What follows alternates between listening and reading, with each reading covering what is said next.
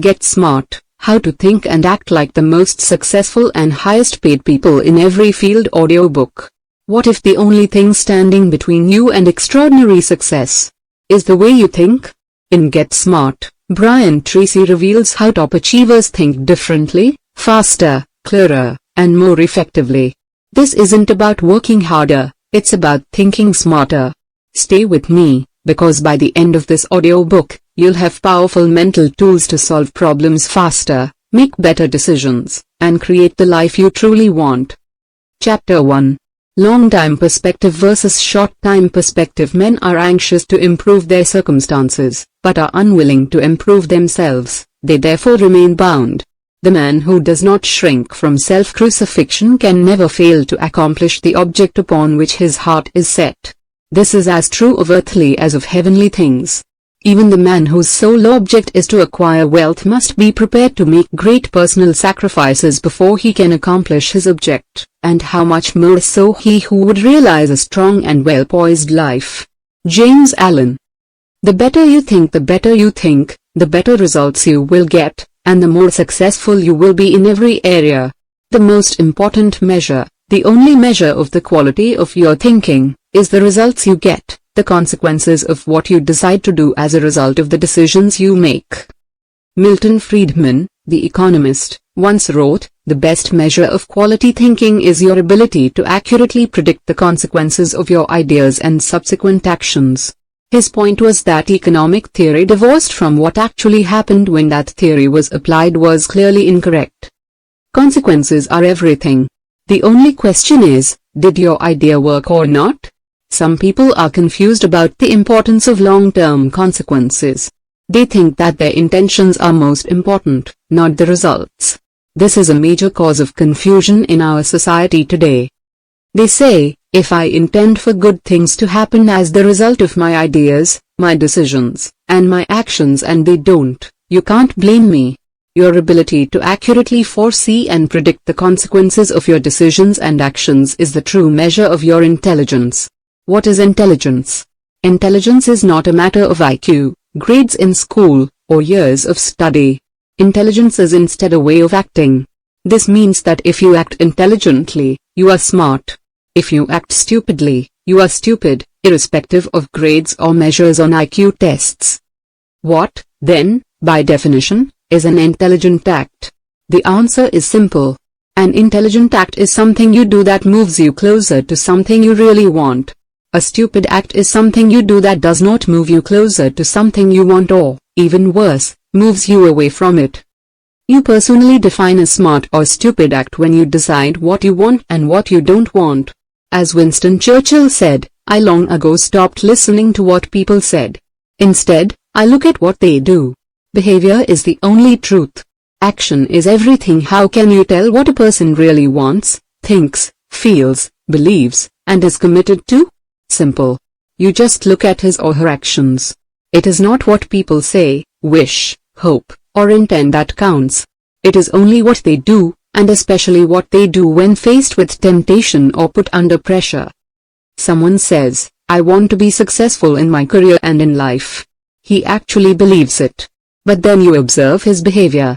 This person arrives at work at the last possible minute, leaves at the first possible minute, and hurries home so that he doesn't miss the latest episode of his favorite television show. Clearly, based on his behavior, his goal is not to be successful in his career but rather to watch television. How do you know? Because that is exactly what he is doing, every night after work. Did it work? The only real measure of your decisions and action is, did it work? Did your action, based on your thinking, move you towards something that you wanted or something that is important to you? There are two laws that trip people up all the time, in personal life, in politics, and in international affairs. They are the law of unintended consequences and the law of perverse consequences. The economist Henry Hazlitt, in his classic Economics in One Lesson, wrote that human beings are self-seeking. Therefore, every action is an attempt to improve one's conditions in some way. People always seek the fastest and easiest way to get the things they want as soon as possible, with little consideration of secondary consequences. Hazlitt said that the desired result of any action is always an improvement in conditions of some kind. The improvement is the primary consequence aimed at. It is always positive. All action is focused on improvement of some kind. Consider the consequences. But it is the secondary and tertiary consequences, what happens afterward and after that are most important. The law of unintended consequences says that in many cases an act or a behavior brings about immediate positive results in the short term, but the long-term consequences can be quite negative. For example, a young man quits school to take a job to earn cash so that he can buy a car, socialize, go out with girls, and have an enjoyable life. These are all positive and immediate aims and goals that young people want to enjoy. However, the consequences of a lack of education are often a lifetime of depressed earnings, little upward mobility, and the strong likelihood of the individual's never reaching his or her full potential. Creating something worse. The law of perverse consequences is what happens when the results of an apparently positive action turn out to create a situation that is far worse than if nothing had been done at all. For example, the immediate benefit of giving money to people who need it in our society is to help them and provide for them in the short term. The perverse consequences can be that the individual becomes addicted to free money, drops out of the workforce, becomes dependent on handouts, and loses his pride, self-esteem, and self-respect. The individual ends up much worse off than if nothing had been done at all. In society, the primary reason for social programs, giving money to the less fortunate, is always an attempt to help them to improve the quality of their lives. But the perverse consequences can become a lifetime of dependency and frustrated potential. Think ahead.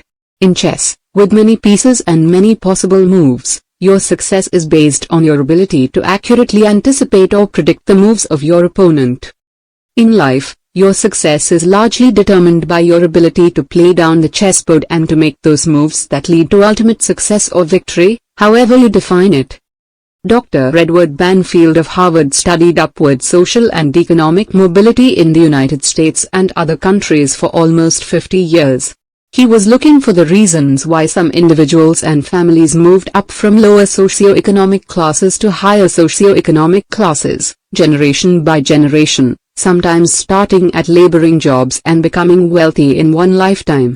Why did this happen to a small group of people and not to others? Today, in 2015, in the United States alone, there are more than 10 million millionaires, most of them self-made. That is, they started with nothing and passed the $1 million mark in the course of a single working lifetime. In addition, according to Forbes magazine, March 2015, there are 1,826 billionaires, with 290 new billionaires in 2015 alone. 66% of these billionaires are first-generation, self-made. They started with nothing and earned it all in one lifetime. The common denominator. Banfield wanted to know the common denominator of these people worldwide. He summarized his findings in a remarkable book, The Unheavenly City, which was widely criticized and quite controversial. It flew in the face of what many people wanted to believe, that poverty and welfare were largely inflicted on innocent victims who had no choice or control over what had happened to them. His conclusion was simple and largely irrefutable. In diagnosing the economic success or failure of individuals, he concluded that time perspective was the overwhelmingly important factor. Banfield divided society into 7 classes from the lowest to the highest: lower class, upper lower class, lower middle class, middle class, upper middle class, lower upper class, and upper class. It turned out that at each level of socio-economic achievement, the individuals practiced longer and longer time perspective. Regardless of where they had come from, their level of education, or their current situation, their time perspective was the only consistent difference in their conditions. Time, perspective, and income. At the lowest socio-economic level, lower class, the time perspective was often only a few hours, or minutes, such as in the case of the hopeless alcoholic or drug addict, who thinks only about the next drink or dose. At the highest level, those who were second or third generation wealthy, their time perspective was many years, decades, even generations into the future. It turns out that successful people are intensely future-oriented. They think about the future most of the time. Peter Drucker said that the primary job of the leader, especially in business, is to think about the future. No one else is tasked with that responsibility. This is your responsibility as well. The top people in every society projected years, even decades into the future when they made their day-to-day decisions. They thought carefully about what might happen before they made important or irrevocable commitments. Here is a great discovery: the very act of thinking long-term sharpens your perspective and dramatically improves the quality of your short-term decision-making. Because you become what you think about, the very act of long-term thinking changes the way you think and act in the present, thereby increasing the likelihood of greater success in the future.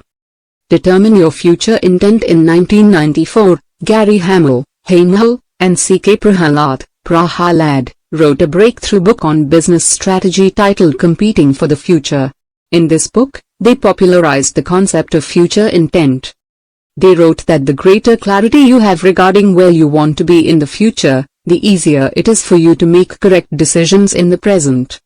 One of their most popular ideas was that if your goal is to be a leader in your industry, you must project forward 5 years and ask yourself, what skills, abilities, and competencies must we have 5 years from now in order to be one of the top companies? When you have clear future intent, future orientation, it becomes much easier for you to think with greater clarity, to make those decisions today that will enable you to achieve your long-term goals. The critical word in long-term perspective is sacrifice. Successful people are willing to sacrifice, to delay immediate gratification in the present, in the short term, to enjoy greater rewards in the future, in the long term. Without the willpower and discipline to engage in short-term pain for long-term gain, little success is possible. The retirement crisis today in America, and in other countries, we have what economists call a looming retirement crisis. 10,000 members of the baby boomer generation are reaching retirement age in the United States alone each day. According to the New York Times, the average savings of a married couple reaching retirement is only $104,000. This amount has to last for 15 to 20 years in retirement. At a withdrawal rate of 4%, recommended, the average retired couple can draw down $4,160 per year, $346 per month, for the rest of their lives, plus Social Security. And $104,000 is the median size of accumulated savings. 50% of retirees are above that number, and 50% are below. Some retirees have no money at all saved up. How could this happen in the most affluent country in all of human history? The answer is clear: lack of time perspective. Millions of people got into the habit early of spending everything they earned and often more throughout their lives. Today, fully 70% of adults live from paycheck to paycheck. They have nothing left over. They complain that they have too much month at the end of the money. They were lulled into believing that their spendthrift habits would never catch up with them. The millionaire next door. Many millionaires and multimillionaires today are average middle-class earners, living in average homes in average neighborhoods. Many of them are teachers, truck drivers, and salespeople. But they saved 10 to 15% of their income throughout their working lives and are now wealthy and comfortable. With the miracle of compounding, an investment of $100 per month from age 21 to age 65 at 7 or 8%, the average of the growth of the stock market for 80 years, would amount to more than $1 million in savings. The development of a long-time perspective, of projecting into the future 5 or 10 years, or even longer, changes the way you think and act in the present. Double Your Income. In Cameron Herold's book, Double, 2011, he shows you how to double the size of your business in 3 years. His message is simple. He advises you to project forward 3 years into the future and decide to earn twice as much as you are earning today by that time. This amounts to an increase of 25% per year compounded. Then work back to the present, and determine the exact steps you will have to take to achieve this goal. If you increase your income or grow your business by 2% per month, 26% per year, you will double it in 3 years. If you are working and you increase your productivity, performance, and output by 0.5% per week, this will translate into 2% per month, 26% per year, and a doubling of your income in 36 months. Back from the future. The starting point of developing a long-term time perspective is for you to practice back from the future thinking. Imagine you could wave a magic wand and make your life perfect sometime in the future. What would your perfect life look like? How would it be different from today? Then come back to the present and ask, what would have to happen, starting today, for me to create my perfect life sometime in the future? Practice idealization. Imagine that there are no limits on what you can accomplish sometime in the future. Analyze your life in the four most important areas: 1. Business and career, 2. Family and relationships, 3. Health and fitness, and 4. Financial independence. Project forward 5 years and imagine that your business, career, and income are ideal in every way. How much would you be earning? What sort of work would you be doing? Where would you be in your career? What kinds of people would you be working with? Your 5-year fantasy. Peter Drucker said, people often overestimate what they can accomplish in 1 year, but they greatly underestimate what they could accomplish in 5 years. Once you are clear about what your ideal career and income would be 5 years in the future, look back to the present, and decide the steps you will have to take to get from where you are today to where you want to be in the future. Then take the first step. The good news is that you can always see the first step. You don't have to see every step on the staircase to begin climbing. You just have to take the first step. And when you take the first step, the second step will appear. And when you take the second step, the third step will appear. You will always be able to see one step ahead, and that's all you need. But you must take the first step. Confucius said, a journey of 1,000 leagues begins with the first step. The first step is always the hardest. It requires tremendous determination and willpower for you to do something more than and different from what you have ever done before. But once you take the first step, the second step is easier. And then the third step. Soon, you find yourself moving steadily forward, accomplishing more in a few months than you might have accomplished in past years. Your family and relationships. Wave your magic wand again, and imagine that your family and relationships were ideal in every way. What would they look like? Whom would you be with? Whom would you no longer be with? If you were married, what kind of a home and lifestyle would you have with your family? What sorts of vacations would you take, and what kind of a life would you want to provide for your family? Then look back from the future to where you are today and ask, what would have to happen, starting today, for me to create my ideal life sometime in the future? Excellent physical health. Think about your health and fitness. If your health was perfect sometime in the future, how would it be different from today? What level of fitness would you enjoy? How much would you weigh? What sort of diet would you eat?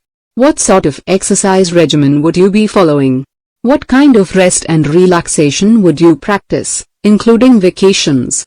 Then come back to the present and ask, what would have to happen for me to enjoy superb health and fitness sometime in the future? Then take the first step. Do something. Do anything.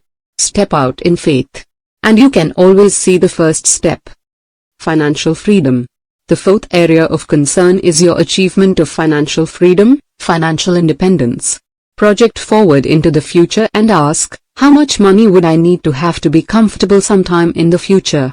In my seminars with business owners, we teach the concept of the number, which was also the name of an excellent book on the same subject.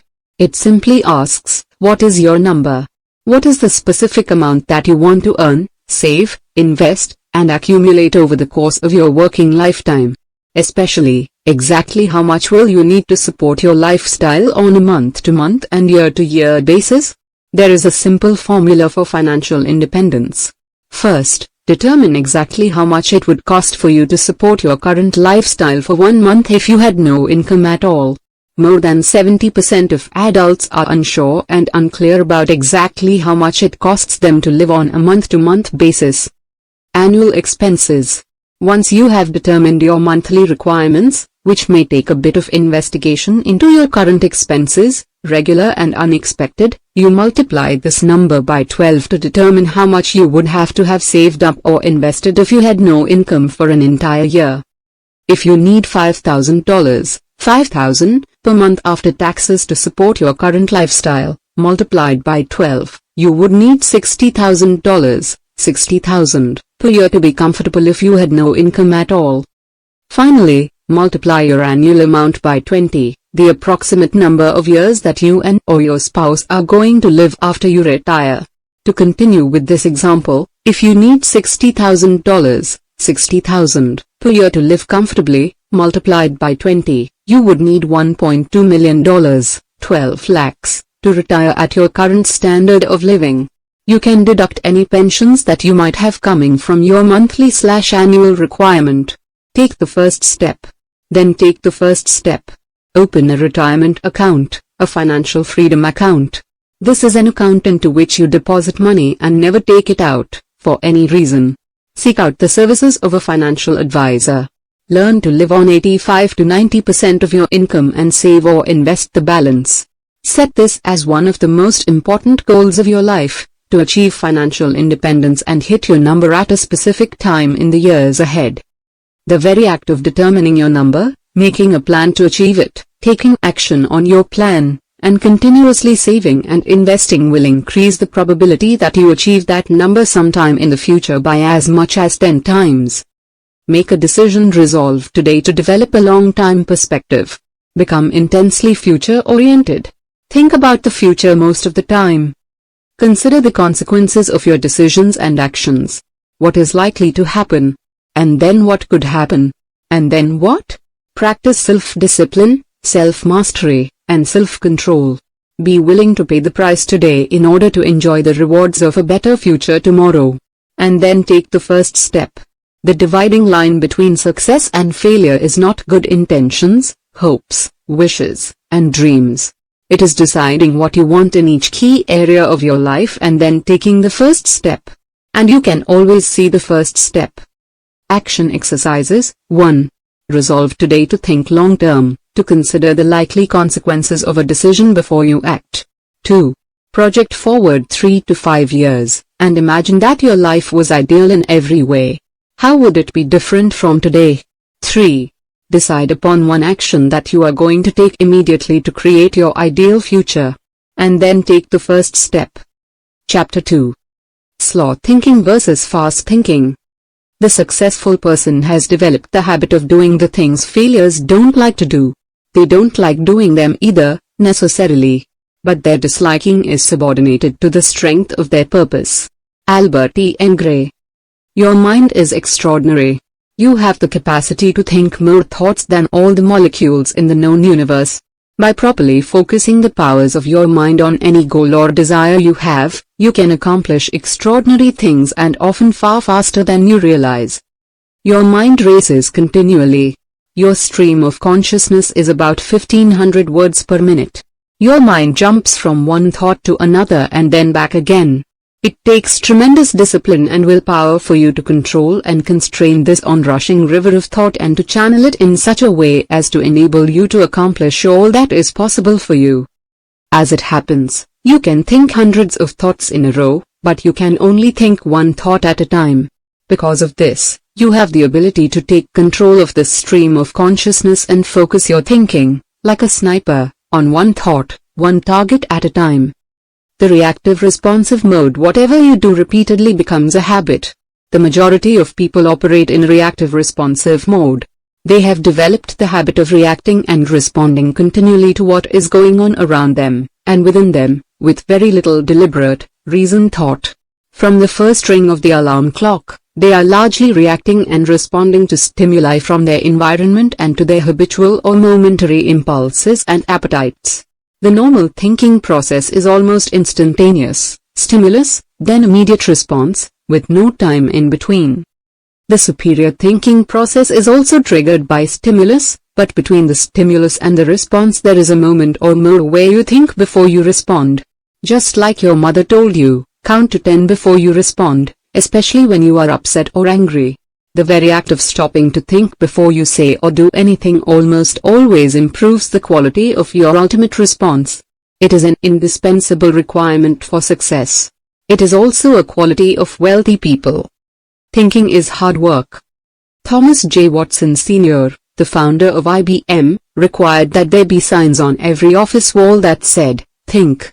Whenever they had a problem to deal with in the early days, someone would point to the sign to remind his co-workers that the more they took time to think carefully about the subject under discussion, the more likely they were to come up with a proper solution or decision. Thomas Edison once said, "Thinking is the hardest work of all, which is why most people avoid it at all costs." There is a saying, there are those who think. There are those who think they think. And then there is the vast majority who would rather die than think. Good thinking is hard work. It must be learned and practiced over and over if you are going to truly plumb, the depths of your mental powers. Fortunately, whatever you do repeatedly soon becomes a habit. Once it becomes a habit, it functions easily and automatically.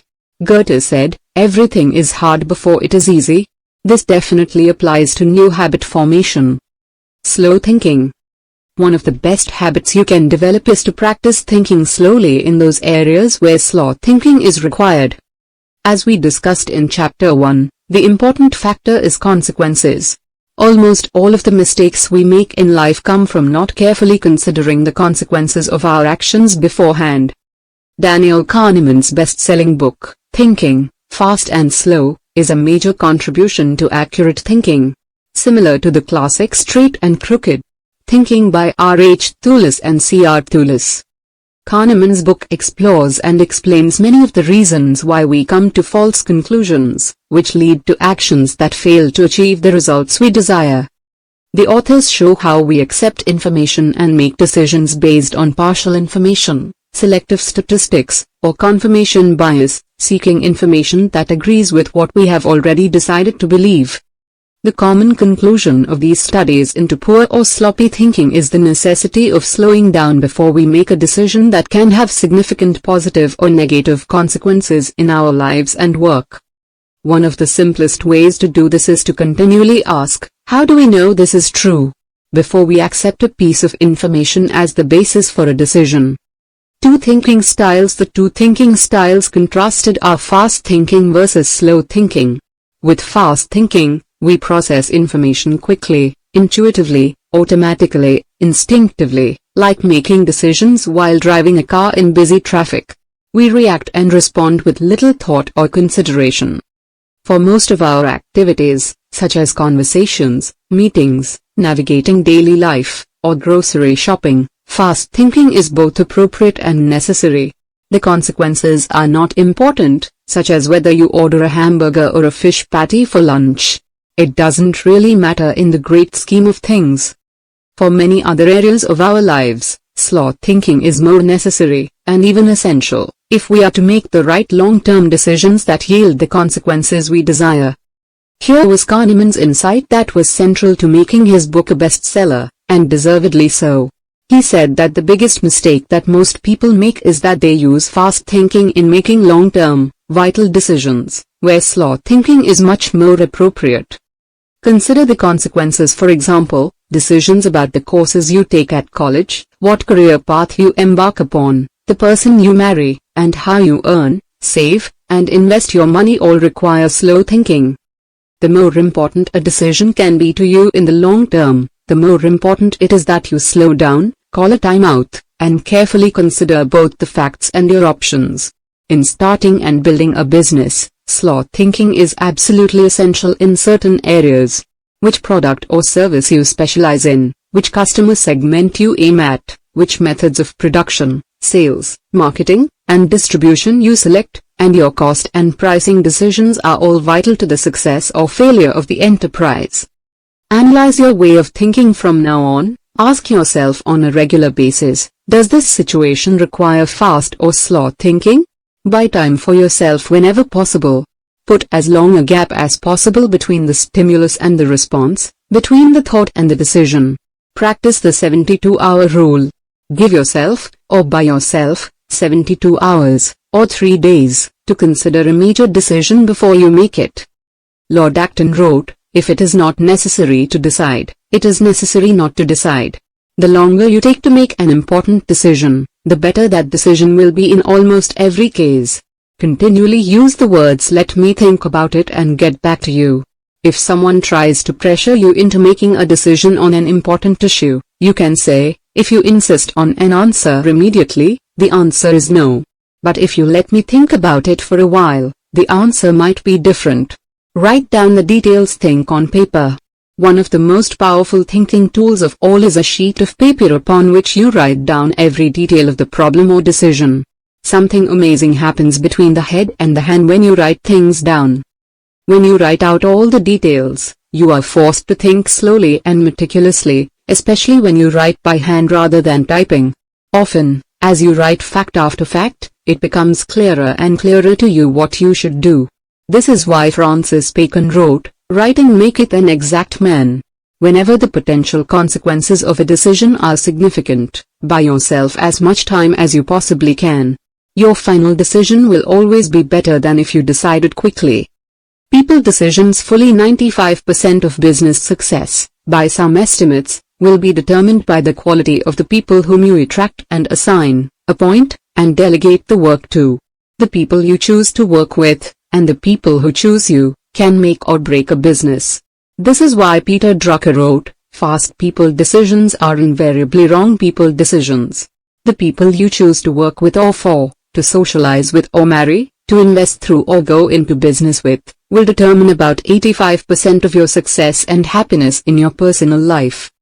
The secret of hiring the top sales manager for a large company, who was famous for having hired many of the firm's best salespeople, was once asked to disclose his secret to hiring success.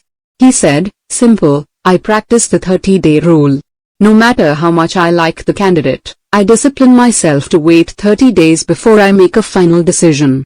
As I meet and talk with the candidate, a person who may look excellent in the first or second meeting often starts to reveal weaknesses and character flaws that make him or her completely inappropriate over the long term."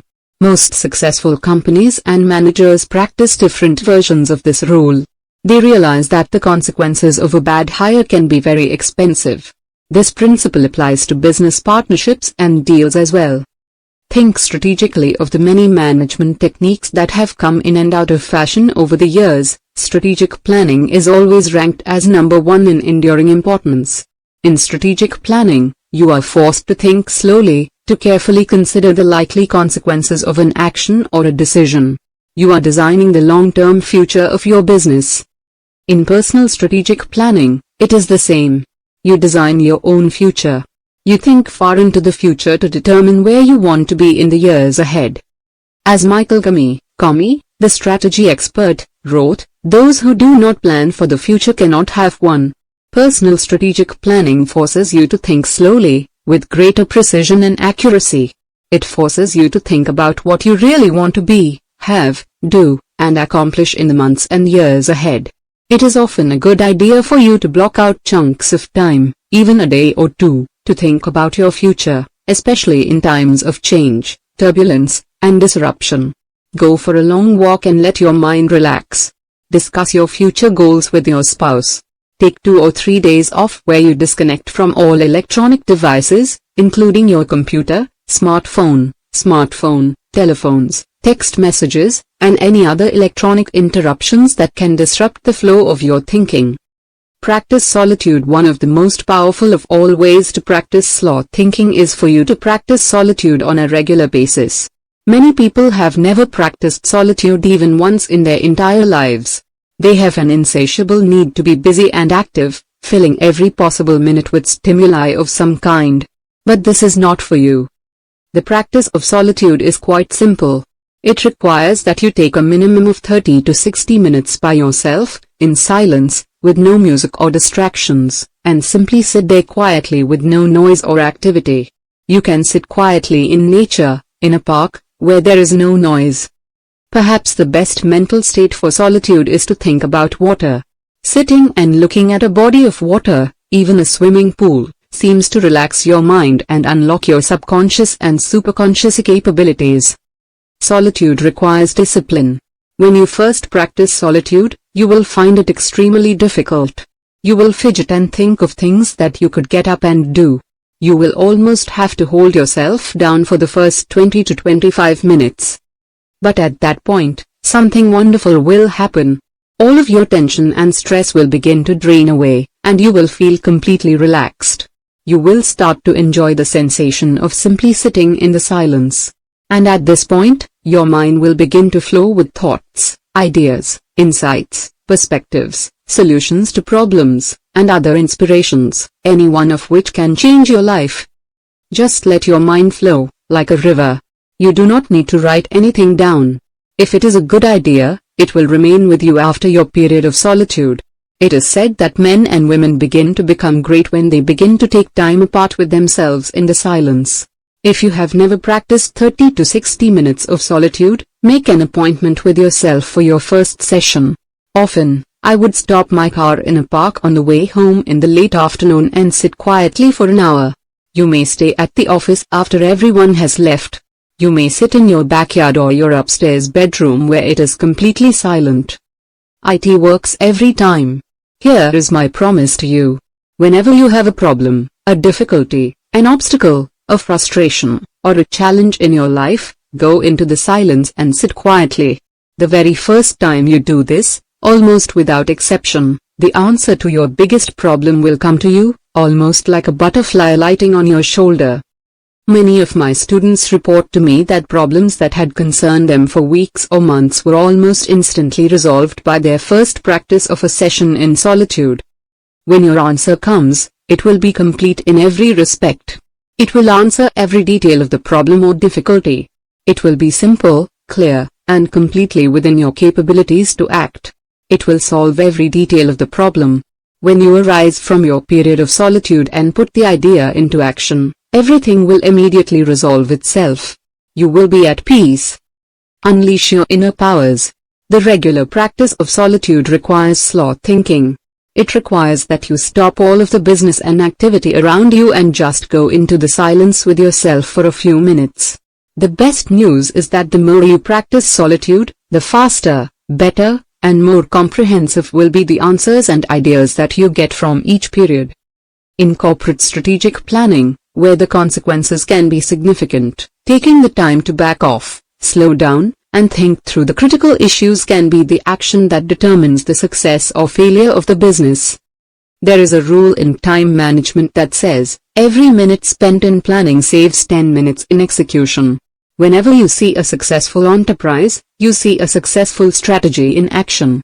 You see the result of an extended process of slow and careful thinking. Use the GOSPER thinking model to help yourself and others to slow down and think with greater precision. Use the GOSPER model on a regular basis. The acronym GOSPER stands for Goals, Objectives, Strategies, Priorities, and Actions. Goals, the specific, measurable, time-bounded results you want to achieve over the longer term in your business, your targets for sales, profitability, growth, share price, RPRASH, and quality rankings. Objectives, the interim goals that you will have to achieve to accomplish your major goals. Imagine that your goals exist at the top of the ladder, your long-term aims, and your objectives are the rungs of the ladder that you must climb to achieve them. Strategies, the various ways that you could accomplish each objective. For example, in business, one of your objectives will be to achieve a certain level of sales. You can use a variety of different strategies to achieve your sales objectives. Priorities, those activities that are more important than others in achieving your goals and objectives. Apply the 80-20 rule to everything. What are the top 20% of actions that you can take that can account for 80% of your results? Actions, what specific, measurable, time-bounded activities must you take to implement your strategies, achieve your objectives, and accomplish your goals? This method of thinking, and carefully considering each action you must take, dramatically improves your decision-making abilities. It forces you to use both long-term thinking and slow thinking together. The law of probabilities. Many people attribute their success, or failure, to luck of some kind, good or bad. In reality, when looking back at what actually happened, success turns out not to be a matter of luck at all. Instead, it is a matter of probabilities. The law of probabilities says that there is a probability that everything can happen, and by using certain mathematical models, you can calculate these probabilities with considerable accuracy.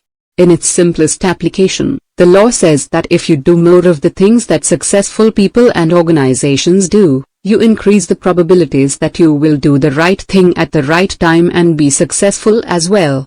By practicing slow thinking whenever it is required, you will find yourself doing more of the right things and fewer of the wrong things on your journey to success. Success is not an accident. Failure is not an accident, either. The more carefully you think and plan before taking action, the faster you take control over your success in the future. Action exercises 1. Resolve today to put a space where you think slowly between the stimulus, the problem, or idea, and your response. 2. Select one important area of your business or personal life and practice the GOSPO model to help you think clearly and at your very best in planning your future. 3. Plan today to take 30 to 60 minutes for solitude, where you sit in complete silence and listen to your intuition. Do this regularly. Chapter 3.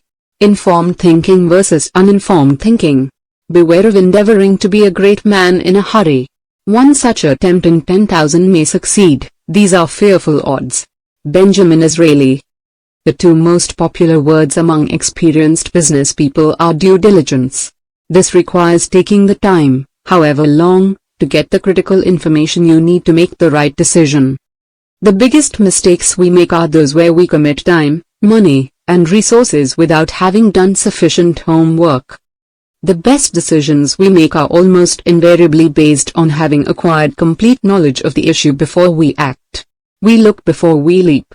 Reasons for business success in business. According to Forbes magazine, the number one reason for failure is that there is no demand for the product or service. Whatever it is, the customers don't want it or don't want it at the price that the company has to charge to stay in business. In 2013, more than $8 billion was spent on market research in the United States alone. This money was aimed at finding out what customers really wanted before the product was produced and brought to market. But even with exhaustive research, 80% of new products eventually fail and have to be taken off the market. According to McKinsey & Company, McKinsey, a leading business consultancy, the major reason for business success is high sales. The major reason for business failure is low sales. All else is commentary. The primary reason for the poor decisions that lead to market failure is that the key people failed to ask the right questions or to get the necessary information before the product was produced and sold. Get the facts. Harold Janine, who formed a conglomerate of more than 150 companies at ITT, said, "The most important elements in business are facts. Get the real facts, not the obvious facts or assumed facts or hoped for facts. Get the real facts. Facts don't lie." One of the most important words in business today is validation. Never assume. When you get a good idea, immediately take action to validate it, to gather proof that it is really as good as you think it is. Think on paper. Make a list of all the information you have about the product or service and all the information you will need to make the right decision. Talk to other people. Seek advice and input from others who have been in the same situation. Hire an expert. One person who specializes in a particular area can save you a fortune in lost time and money. Do a Google search. Put in the keywords associated with your question, problem, or idea, and see what pops up. Very often, this ground has already been thoroughly plowed by someone else. Solicit opinions. Ask everyone in your business who might have some knowledge about this subject to share his or her candid opinions and ideas. One thought or observation can change your perspective completely. Use the scientific method. Create a hypothesis, a yet-to-be-proven theory. Then seek ways to invalidate this hypothesis, to prove that your idea is wrong. This is what scientists do. This is exactly the opposite of what most people do. They come up with an idea, and then they seek corroboration and proof that their idea is a good one. They practice confirmation bias. They only look for confirmation of the validity of the idea, and they simultaneously reject all input or information that is inconsistent with what they have already decided to believe.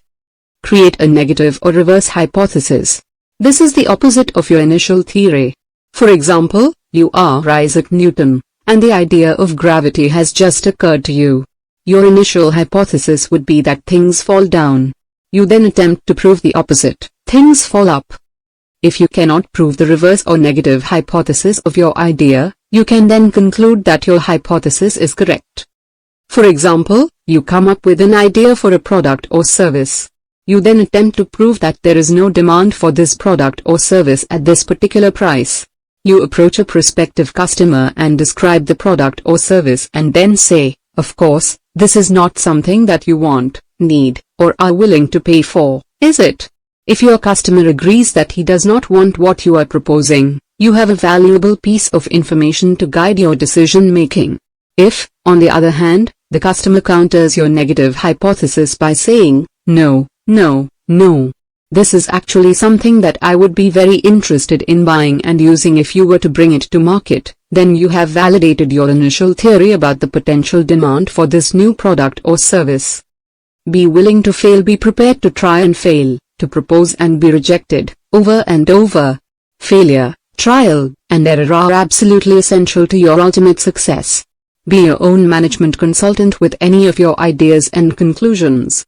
Ask yourself the brutal questions that a consultant would ask you to help guide you in decision making. Is there a market demand for this new product or service? How big is the demand, and at what price? What changes would you have to make in your initial idea to make this a product or service attractive enough that people would want to buy it in sufficient quantities? Is the demand for this new product idea large enough to justify developing this product rather than something else?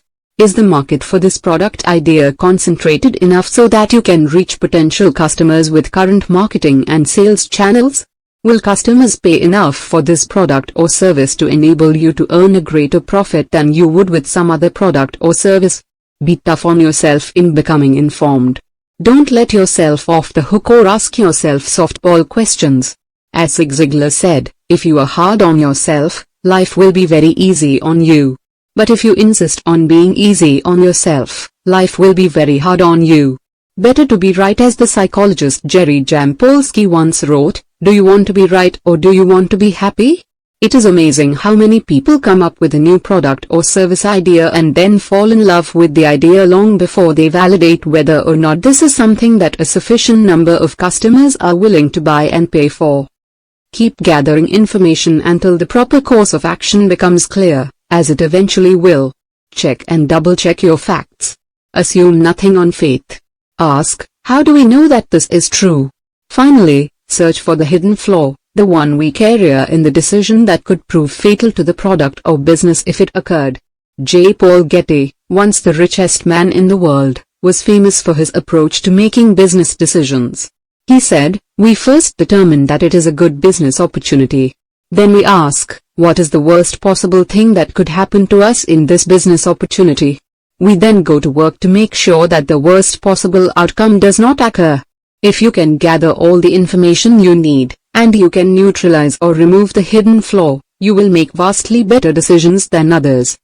Nothing replaces experience. This is where experienced thinking versus inexperienced thinking can be so valuable. Nothing replaces experience in a fast-moving, rapidly changing business or industry. Certain invaluable lessons can only be learned by trial and error, by having countless experiences and making innumerable mistakes in a particular area. Experienced people develop what is called pattern recognition. When they are exposed to a new or existing business situation, they can identify patterns that they have seen before that led to either success or failure. They can immediately anticipate things that might happen that would render the business investment or decision invalid. They can quickly identify holes in the reasoning supporting the new idea. Because of the many patterns that they have seen in the past, they can quickly focus on the critical elements that can lead to success or failure. Become a master of the game. In a study of chess players, from local chess champions up to international grandmasters, the researchers assumed that the difference in their levels of success was the player's ability to predict far more potential moves than their opponents could make in any given game.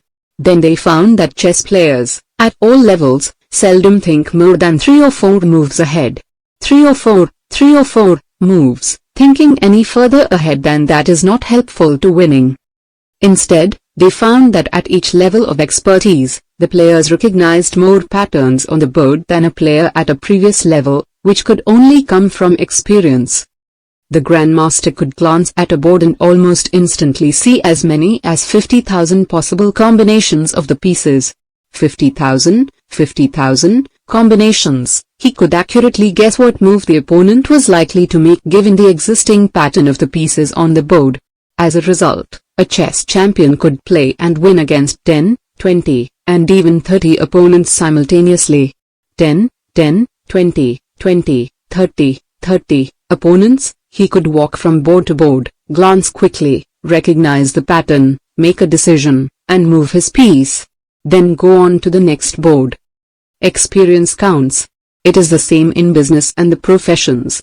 Because of extensive experience, which cannot be gained quickly or easily, the expert can rapidly assess a complex situation and immediately suggest a solution that was simply not obvious to a person with less experience.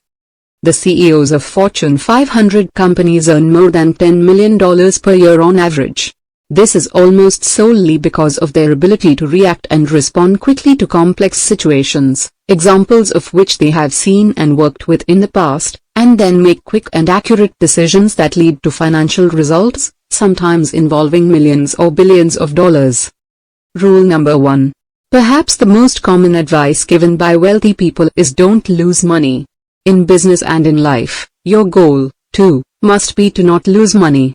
In warfare, it is often the general who makes the fewest mistakes who wins the battle. In life, it is often the individual who makes the fewest financial mistakes who leads his or her company or division to high levels of profitability. The more information you gather before you make a decision, the more likely it is that you will make the right decision that leads to the success you desire. You achieve this goal by taking the time to become fully informed before you make an irrevocable decision in the first place. The Strategy of the Rich. Bernard Baruch, one of the richest self-made men in America, in his book My Own Story, wrote that the biggest financial mistakes he ever made were because he had failed to do sufficient due diligence before investing his money. Warren Buffett, today the world's second richest self-made multi-billionaire, spends as much as 80% of each day reading and informing himself on details that can influence the investment decisions he makes. He never stops learning and gathering information. Carlos Slim, who was the world's richest man a few years ago, has his home in Mexico City full of newspapers from all over Mexico and around the world. He reads continually in every source available to him to give him the information he needs to make the right business decisions. Never stop gathering information. Your goal should be to become better informed than anyone else in those areas of business and life that are most important to you. You do this by continually gathering information and comparing different ideas. You remain skeptical and proceed slowly toward your decisions. The more information you gather and the more experience you accumulate, the better the decisions you will make and the better the results you will achieve. Action exercises. 1. Select one area in your business or personal life where you need to make a decision involving time, money, and long-term consequences. Resolve to find out every detail of the decision before you take action. Accept nothing on faith. 2. Ask others. Seek out one or more people who might have had your same situation or problem, and request their advice. 3. Seek the fatal flaw in one area where you need to make a decision to go forward or not. Always assume that one exists. Chapter 4. Goal-oriented thinking versus reaction-oriented thinking. Mental toughness is many things and rather difficult to explain.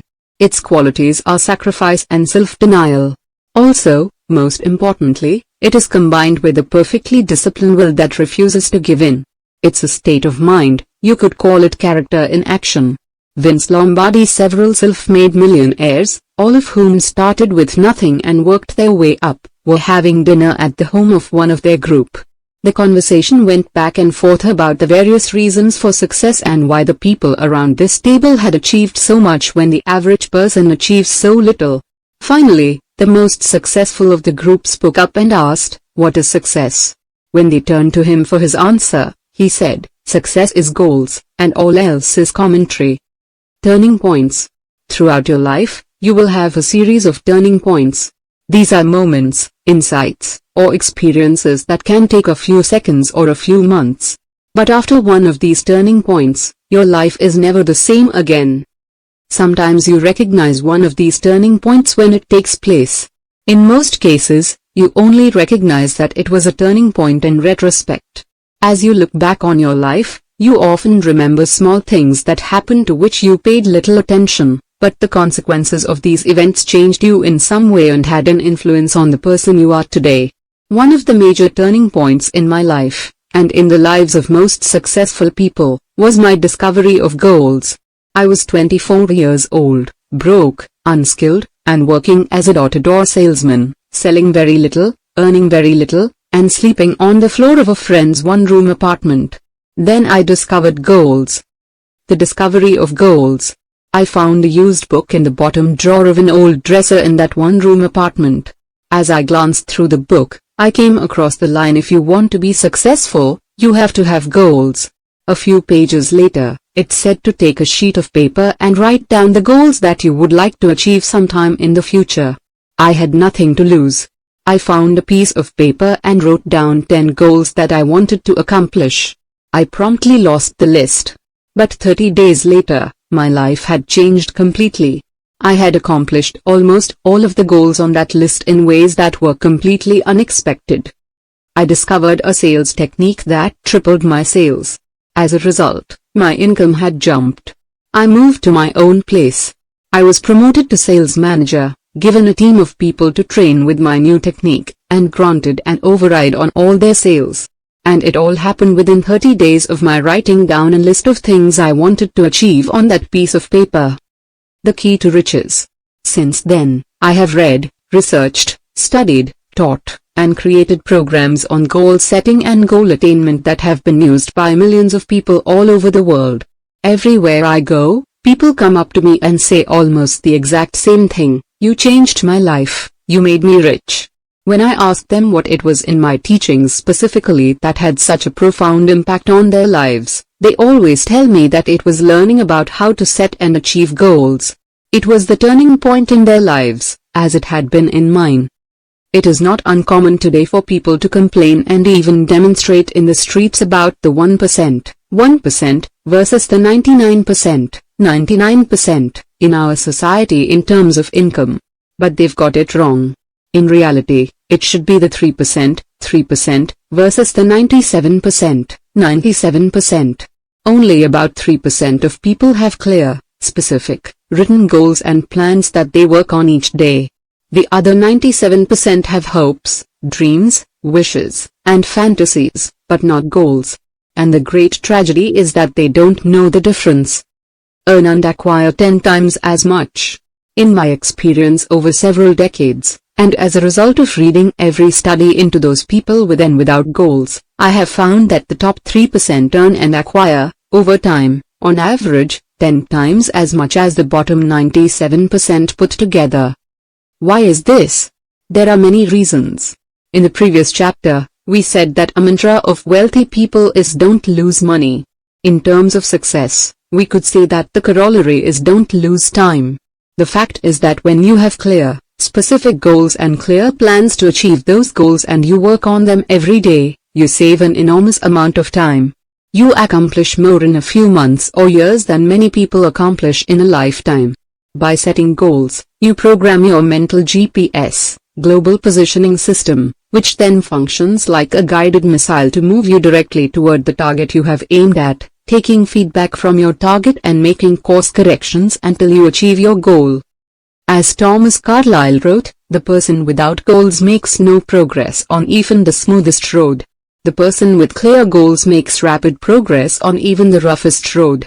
You have heard the saying, if you don't know where you're going, any road will take you there. Develop the big three. Perhaps the very best way for you to develop the big three of superior thinking, clarity, focus, and concentration, is for you to develop clear goals for every part of your life. Fully 95% of success is developing clarity in the first place. You must become completely clear about who you are, your strengths, your weaknesses, your special talents and abilities, and what you want to do with your life. Then you must focus single-mindedly on one thing at a time, without diversion or distraction. According to both Bill Gates and Warren Buffett, the ability to focus on one thing at a time is more responsible for success in our fast-moving, turbulent times than any other mental ability. Finally, Once you have decided who you are and what you want and have decided upon your point of focus, you must develop the discipline to concentrate single-mindedly on one thing at a time and stay with it until it is 100% complete. Goals enable you to develop the qualities of clarity, focus, and concentration much faster than anything else you could do or decide for your life. Goals are the best antidote to fuzzy thinking, which is probably more responsible for frustration and failure than any other factor. Minimize distractions. Because of rapid change and constant electronic interruptions, email, texts, telephone calls, and social media, more and more people are developing a form of attention deficit disorder that makes it almost impossible for them to think clearly or to stay on task. They check their email an average of 45 times per day, are slaves to incoming mail, phone calls, and messages, and are continually chasing the shiny objects of immediate stimulus. Those who do not have goals are doomed forever to work for those who do. In life, you can either work to achieve your own goals or work to achieve the goals of someone else. Of course, the best of all is when you help your company to achieve its goals by achieving your own goals. The impact of change. Perhaps the most important factor affecting your life today is the speed of change. In all of human history, we have never experienced the rate of change that we are enduring today, except for next month and next year and for the rest of our lives. Three main factors are accelerating the rate of change and causing us to feel out of control. Our very best plans are often invalidated, sometimes overnight, by a change in one of these three critical areas. Information explosion. The first factor driving change is the information and knowledge explosion. Information and new ideas are expanding, growing, increasing faster and faster. One new piece of knowledge, one new idea or insight, can upset or overturn an entire industry, causing failure and bankruptcy. More smart people are developing more good and disruptive ideas today, in more different ways and on more different subjects, than at any other time in history. The expansion of technology. The second factor driving change is technology, growing, expanding, and increasing at incredible speeds. Advances in technology can quickly transform entire industries. Think of companies like Nokia, and BlackBerry, that dominated their industries until the first iPhone, was released in 2007. Within 5 years, both of these companies were virtually gone. BlackBerry went from controlling 49% of the business cell phone market to 0.4% in that time, and Nokia stopped selling cellular phones and sold out to Microsoft. One new technological breakthrough on the other side of the world can put you out of business as well if you do not respond to it quickly and appropriately. Aggressive competition. The third factor, perhaps more disruptive than anything else, is competition. Your competitors are fiercer, more aggressive, and more determined than ever before, except for next week and next year. The competition is focused on using each new potential piece of information and breakthrough in technology to change and shape customer tastes, develop new products and services, and render obsolete whatever you are currently offering. Your competition is continually scouring the world of new information and technology, seeking opportunities to serve your customers with what they want better, faster, and cheaper than you are today. McDonald's, the world's leader in fast foods, has been caught flat-footed by companies like Chipotle, Mexican Grill. The Gap and Abercrombie & Fitch have been blindsided by aggressive competitors offering more appropriate and better quality products at comparable prices that are more in keeping with what customers want today. The equation is SOC equals EXPXC. The speed of change is equal to information explosion times technology expansion times competition. The only thing we know is that the rate of change is going to be faster and faster in the months and years ahead. Charles Darwin wrote, "Survival goes not to the strongest or smartest of the species, but to the one most adaptable to change." Goals are essential. This is why goals are so important. Goals enable you to control the direction of change, to assure that your life and work are self-determined rather than being dictated by outside events. One of the great secrets of success is for you not to worry about things that you cannot do anything about, factors that you cannot change. You cannot change or slow down the rate of change. but you can adjust and adapt to change much better as long as you are clear about your ultimate goals. Today, you can be either a master or a victim of change. You can be a creator of circumstances, or you can be a creature of circumstances, overwhelmed and left behind by the onrushing and impersonal forces of change that you cannot affect. Goals give power, purpose, and direction to your life. Goals bring out the very best that is in you, enabling you to realize your full potential. Goal setting brings out the best. Goal setting requires long-term thinking, slow thinking, and informed thinking. A key success principle is for you to think on paper.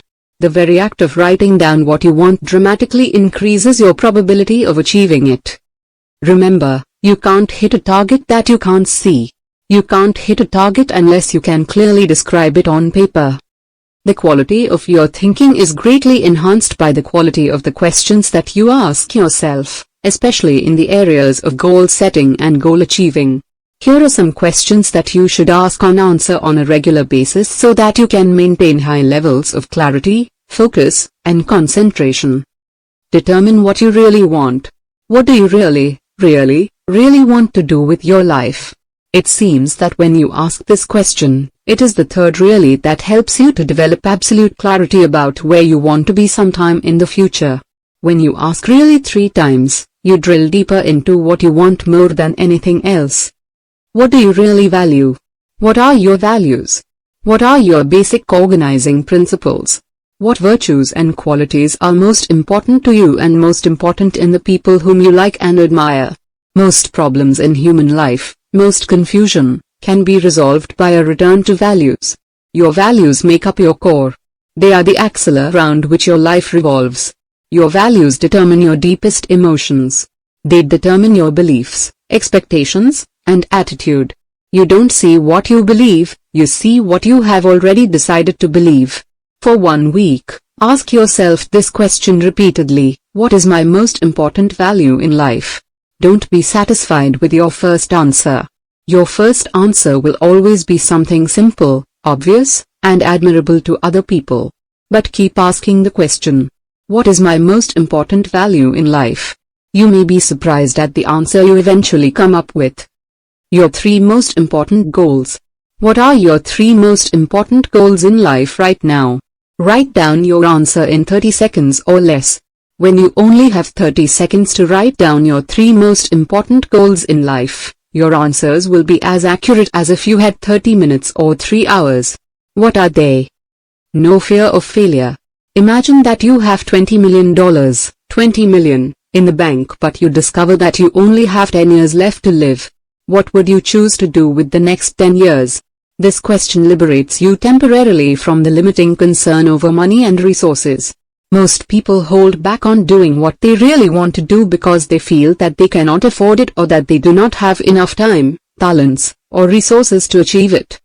But when you imagine that you have $20 million in the bank and you must choose to do something with the next 10 years, you will often see clearly what is most important to you, your heart's desire. What might it be for you? 6 months to live. Imagine that you visit your doctor for a complete examination. He then sits you down and tells you that he has good news for you and bad news. The good news is that you are going to enjoy superb physical health for the next 6 months. The bad news is that you are going to drop dead of an incurable illness on the 181st day. If you only had 6 months left to live, how would you spend your time? What would you do? Who would you spend your time with? What would you want to complete? What kind of legacy would you want to leave? These questions help you clarify what it is that you value and what is really important to you. You've heard it said that no one on their deathbed ever said that they wished they had spent more time at the office. Your feeling of importance. What sorts of activities give you your greatest feeling of importance, of personal value and self-esteem?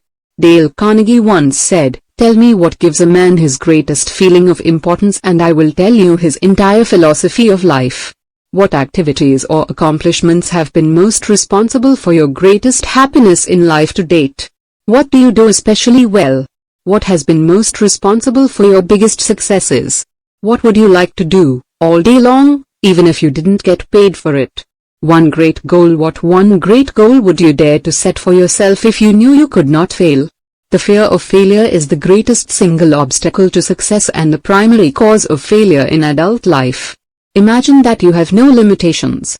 Imagine that you have all the time and money, all the people and relationships, all the friends and contacts, and all the talent and ability that you need to accomplish any goal that you can set for yourself.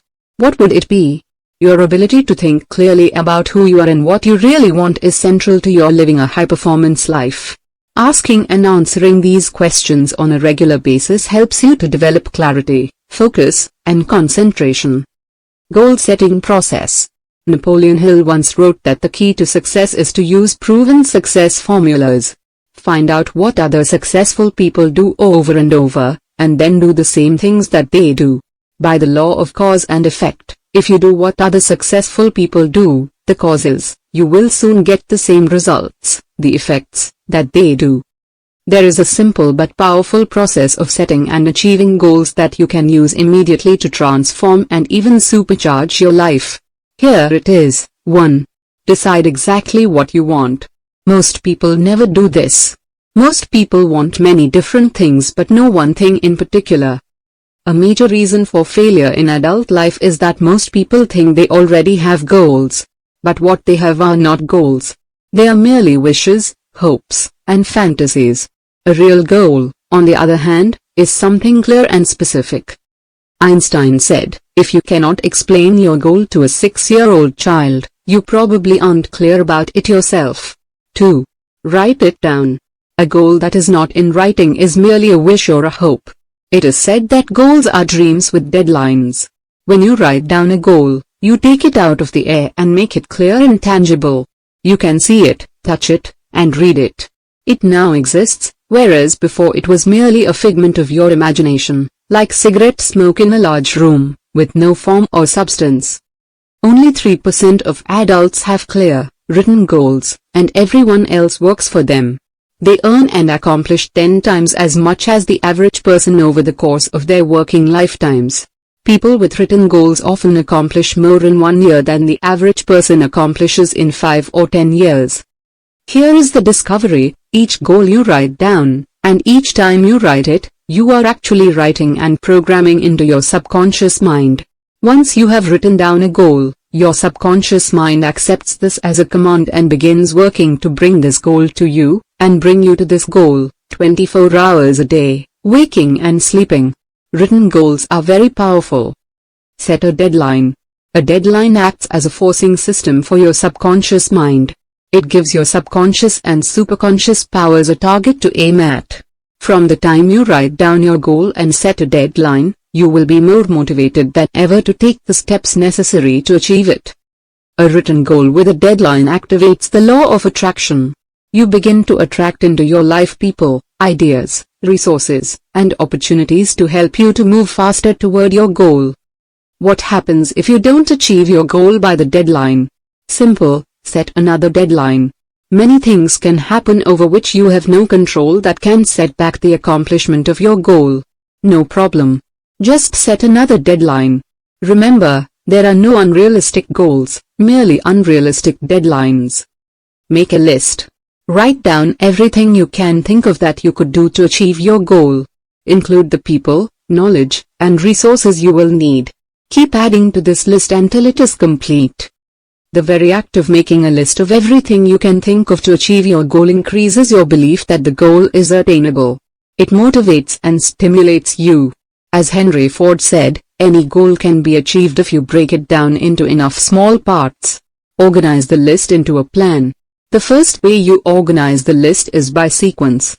Create a checklist, a list of all the steps, one after the other, that you will have to take to achieve your goal. Working from a written checklist will increase the speed at which you achieve your goal by perhaps 5 or 10 times. The second way you organize your list is by priority. What is more important, and what is less important? 20% of the items on your list will account for 80% of your success. What are they? Take action immediately on your plan. Do something. Do anything. Take the first step. As Einstein said, nothing happens until something moves. Nothing happens until you move as well. Do something every day to move you toward the achievement of your most important goal, whatever it is at that time. Never miss a day, 7 days a week. When you do something every day, you trigger the momentum principle of success. It may be hard to take the first step, to get going toward your goal, but after that it becomes easier and easier. You develop more and more momentum. You move faster toward your goal, and your goal moves faster toward you. And you can always see the first step. Goal setting exercise. Here is a simple exercise that has transformed the lives of hundreds of thousands of people around the world. It is so effective because it is so simple. 1. Take out a clean sheet of paper and write the word goals, plus today's date, at the top of the page. Then write down 10 goals that you would like to achieve within the next 12 months. These may be 1-week goals, 1-month goals, 6-month goals, or 12-month goals. But they are all goals that you would like to achieve over the next year. It seems that goals you want to achieve within 1 year are more motivational than goals that reach 5 or 10 years into the future, even though you will eventually set these goals as well. When you write down your goals, use the 3 P's. Make them present tense, personal, and positive. Your subconscious mind can only work on a goal that is properly phrased this way. Each goal starts with the word I followed by an action verb. For example, your goal could be, I earn $300 by December 31st of this year. Write your goal as though you have already achieved it and you are explaining to someone else what you have already accomplished. Instead of saying, I am going to quit smoking, you would write, I am a non-smoker. Write down the first 10 goals you can think of in the present tense, and make them personal and positive. 2. Once you have your list of 10 goals, ask this question, which one goal on this list, if I were to achieve it, would have the greatest positive impact on my life? There is always one goal that fits this description. Once you have selected this goal, it becomes your major definite purpose in life. 3. Transfer this goal to the top of a clean sheet of paper, making it personal and positive and in the present tense. For example, I earned this specific amount of money by this date. You then make a list of everything you can think of to achieve this goal. Write down at least 20 ideas. Write down the obvious answers and then the opposite to each of those answers. Keep writing until you have 20 different actions you could take that would help you to achieve this goal. Organize this list into a plan, a checklist with the things that you could do, from first to last. Take action immediately on one task, the first item on your list, and complete this one task as soon as possible. From then on, do something every day on this list to move you toward your major goal. Never allow an exception. Do this 7 days a week. Think about your goal. Remember the great truth, you become what you think about most of the time. Each morning when you get up, think about your goal. All day long, think about your goal. In the evening, review your progress on your major goal. The more you think about your goal, the more ideas you will get to achieve it. Intense goal orientation stimulates your subconscious, subconscious, and superconscious minds toward goal attainment. The more you think, plan, and work on your major goal, the faster you move toward it, and the faster it moves toward you. Begin today to become a goal-focused person. This will help to unlock your mental powers, stimulate your creativity, channel your energies, and motivate you forward more than any other single activity. Action exercises. 1. Decide exactly what you want in one area of your life, the one goal that could have the most positive impact on your life. 2. Write it down, making it personal, positive, and in the present tense, as if it were already a reality. 3. Make a plan to achieve this one goal, and then do something every day that moves you closer to it. Chapter 5.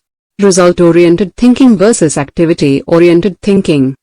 Another major turning point in my life took place in my 20s when I looked around and noticed that there were lots of people my same age who seemed to be doing much better in life and work than I was. They wore nicer clothes, had better jobs, and drove newer cars, and some of them even had homes and families. Meanwhile, I drove an old car, wore old clothes, worked at a sales job, thought about how much everything cost, and worried about money all the time. This is not a great way to live. My turning point came when I started to ask, Why is it that some people are more successful than others? This question changed my life. It set me off on a lifelong search to find the answers. In the Bible, it says, "Seek, and ye shall find. For, he that seeketh findeth." This turned out to be true for me. As I began asking this question, the answers started to come to me, like iron filings attracted to a magnet. Make more money. In monetary terms, the answer was simple, obvious, and clear. Highly paid people are highly productive. They use their time better than average people. They get more and better results for which people are willing to pay them. Spend more and more time doing more and more things of greater and greater value. Here is a question: what is your most valuable financial asset? When I first heard this question, I was not clear about the answer. Then I learned that it is your earning ability. Your ability to earn money is your most valuable financial asset. You could lose your job, your home, your car, and all your savings and investments and be left there standing on the sidewalk with only the clothes on your back. But as long as you still had your earning ability, you could earn it all back and more. This has happened so many times for so many people that it is almost an urban legend. Why do the CEOs, chief executive officers, of Fortune 500 companies earn an average of more than $10 million per year? It's because they have developed their earning ability to the point where they can get results that are sometimes hundreds of times greater than their salaries in terms of profitability for their companies. Companies are willing and eager to pay them almost any amount because of their proven ability to generate millions and even billions of dollars in profits. And if they lost their jobs for any reason, they would immediately be hired by another large company and paid $10 million per year or more. Earning ability defined. Your earning ability is your ability to get results that people will pay you for. It is not your ability to go to work, put in your time, and play well with the other kids. It is your ability to get the job done quickly and dependably, on time and on budget. All success in the world of work boils down to one simple result: task completion. In the final analysis, your ability to complete your tasks consistently and dependably is what makes you a valuable and indispensable resource to your organization. Top people develop the ability to complete bigger and bigger tasks that have more and more value. They develop the reputation of being the go-to person. People say, if you want it done quickly and well, give it to him or her. Join the top 20%. More money. 80% of working people in all fields are time servers. They come to work at the last possible minute and leave at the first possible minute. While they are there, they use their time poorly in comparison with the people on the fast track.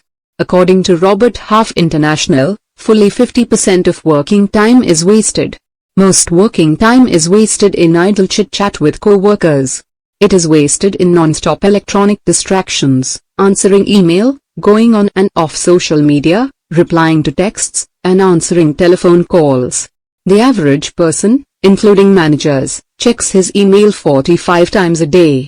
People waste their time by coming in late, leaving early, and taking extended coffee and lunch breaks. They read the newspaper, take care of personal business, and generally function at a low level of performance. The roots of poor performance. Why is this? It is largely the result of habits formed early in life. The first exposure to work is when the child goes to school for the first time. The child is surrounded by other children of his or her same age. What do you do with children of your same age? You play. From the age of 5 or 6, school becomes the primary play place for the child. Over the years, the child evolves through the school system, primarily focused on social interaction and playing with the other kids, before school, during school, after school, and on weekends. Then the young adult finishes school and goes to work for the first time. The first thing he sees when he looks around at his new job is other people his same age. What do you do with other people your same age? You play. The effect of habit. As a result of habit, almost automatically, work becomes an extension of school. It becomes the primary play place in adult life. It is estimated that the average person does not really start work until about 11 a.m. and then begins to slow down and wrap up the day at about 3:30 p.m. In between, he spends most of his time playing with his friends. But this is not for you. Wasting your time and playing with your friends all day long is for people who have little or no future. But you are different. You see success and accomplishment at work as your springboard to achieving your goals and accomplishing everything you want in life. Work all the time you work.